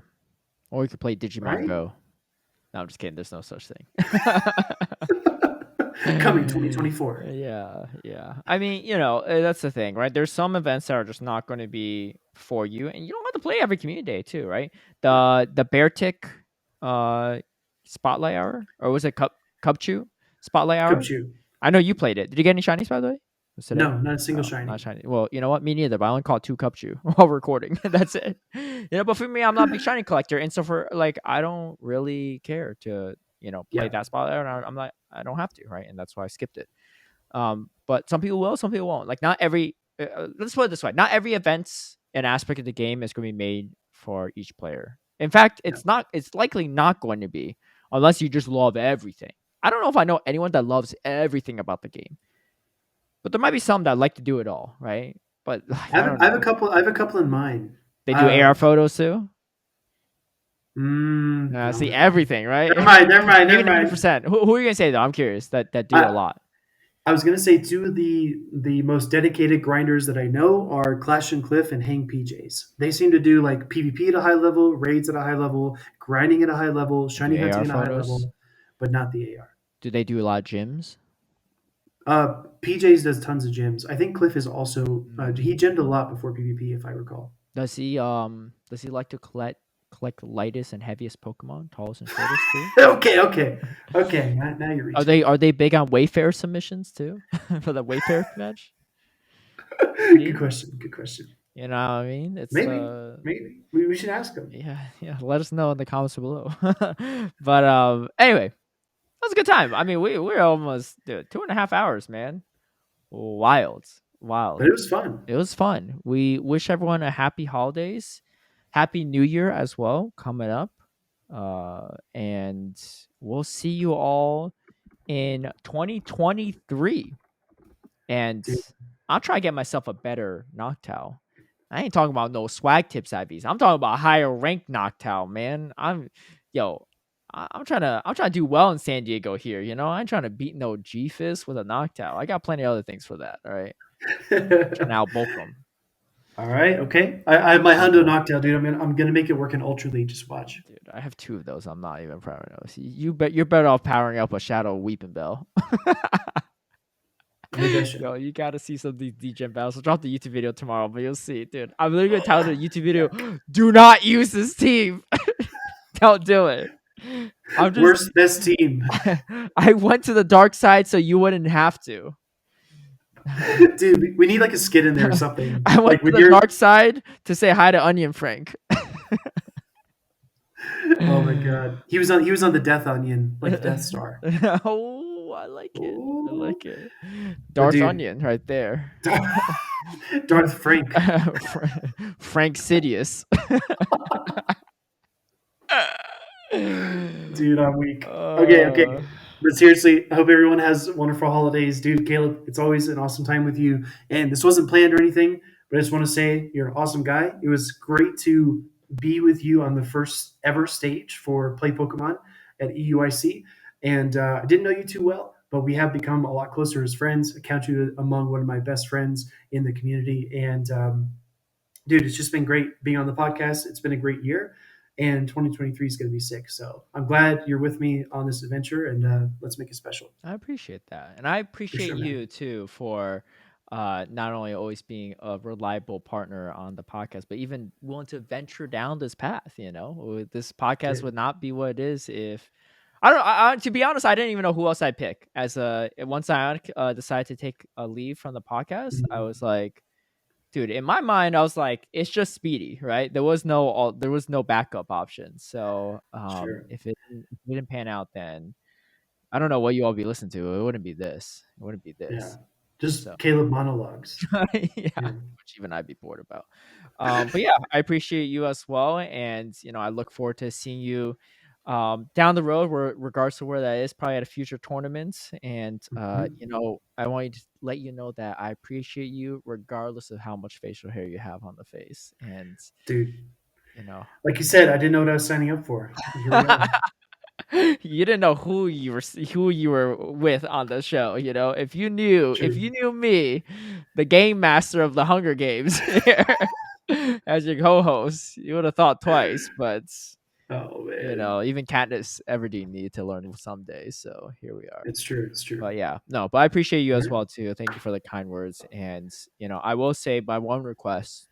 Sure. It's gonna be a tough one, right? But I think my one request going to the new year is try try to convince Morita not to hate me after you're shaving the beard. It's a tough request. I know I'm putting you in a tough spot here, but I can see why she wouldn't be pleased. Hey. Let Oh, me no promises, remind but I'll do my everyone, it best. was you that agreed to this too. Yeah. You know. Yeah. But I do look No, forward to the stream. So everyone, make sure to tune in next week. As a reminder, January 3rd, 6 p.m. Central yeah. Time. That's 7 p.m. Eastern Time, 4 p.m. 4 Pacific. p.m. Pacific. You know, a bunch of other stuff. Midnight, Somewhere. GMT -0 Europe, Yeah. UK, Actually, yes. all of Europe, obviously. Yeah, there's multiple UK time time. zones. Yeah. But yeah, that about does it for us. Thank you all for taking it on this journey. And I guess one last question for you. Sure. And I probably answer this myself too. Where do you see us a year from now, 2023?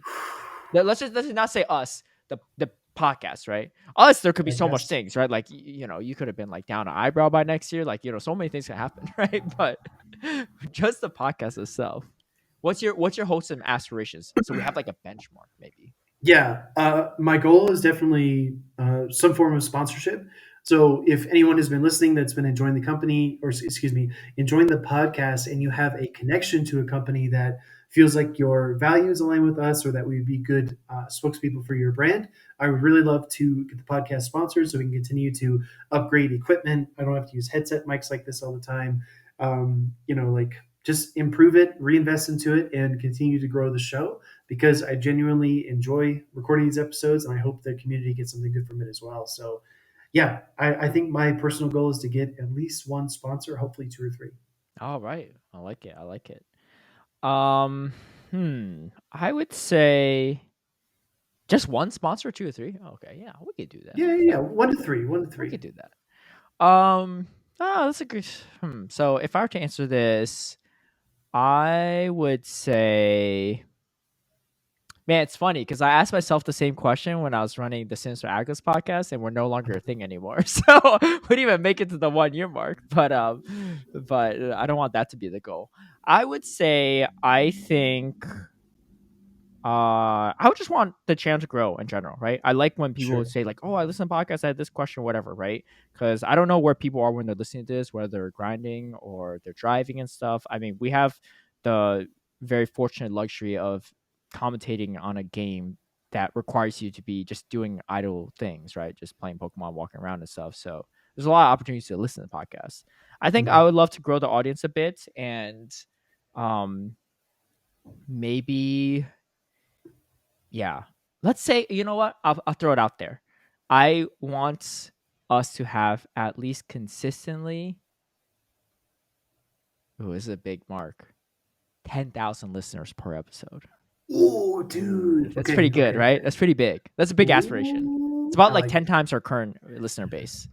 Yes. So, if you want to help make this happen, maybe let some of your friends know, right? Tell them about your favorite podcast, which would maybe be us, or if not, tell them about your second favorite podcast, which might be us. Help share the word.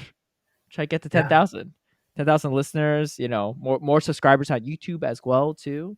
We do some fun Yeah. stuff. I've been having some fun time making some TikToks here or there, so that's always been good. And Nice. yeah, that'll be good. And maybe even further down the road, we get ourselves like I don't know, some like full time producer or something like that. That'd be kind of cool. Dude. Look, I've been just doing my thing, making the edits here or there, but it'd be nice to have, some additional hands on the scene. So we'll think it You through. would. But anyway, thanks for all for joining in to this very long but very special holiday episode of the Battlecast podcast. We wish you a wonderful holiday season and a happy new year. We'll see you in 2023. And this has been the second to last episode of Speedy's Beard. We'll catch y'all later. Have a good one. Peace. Peace.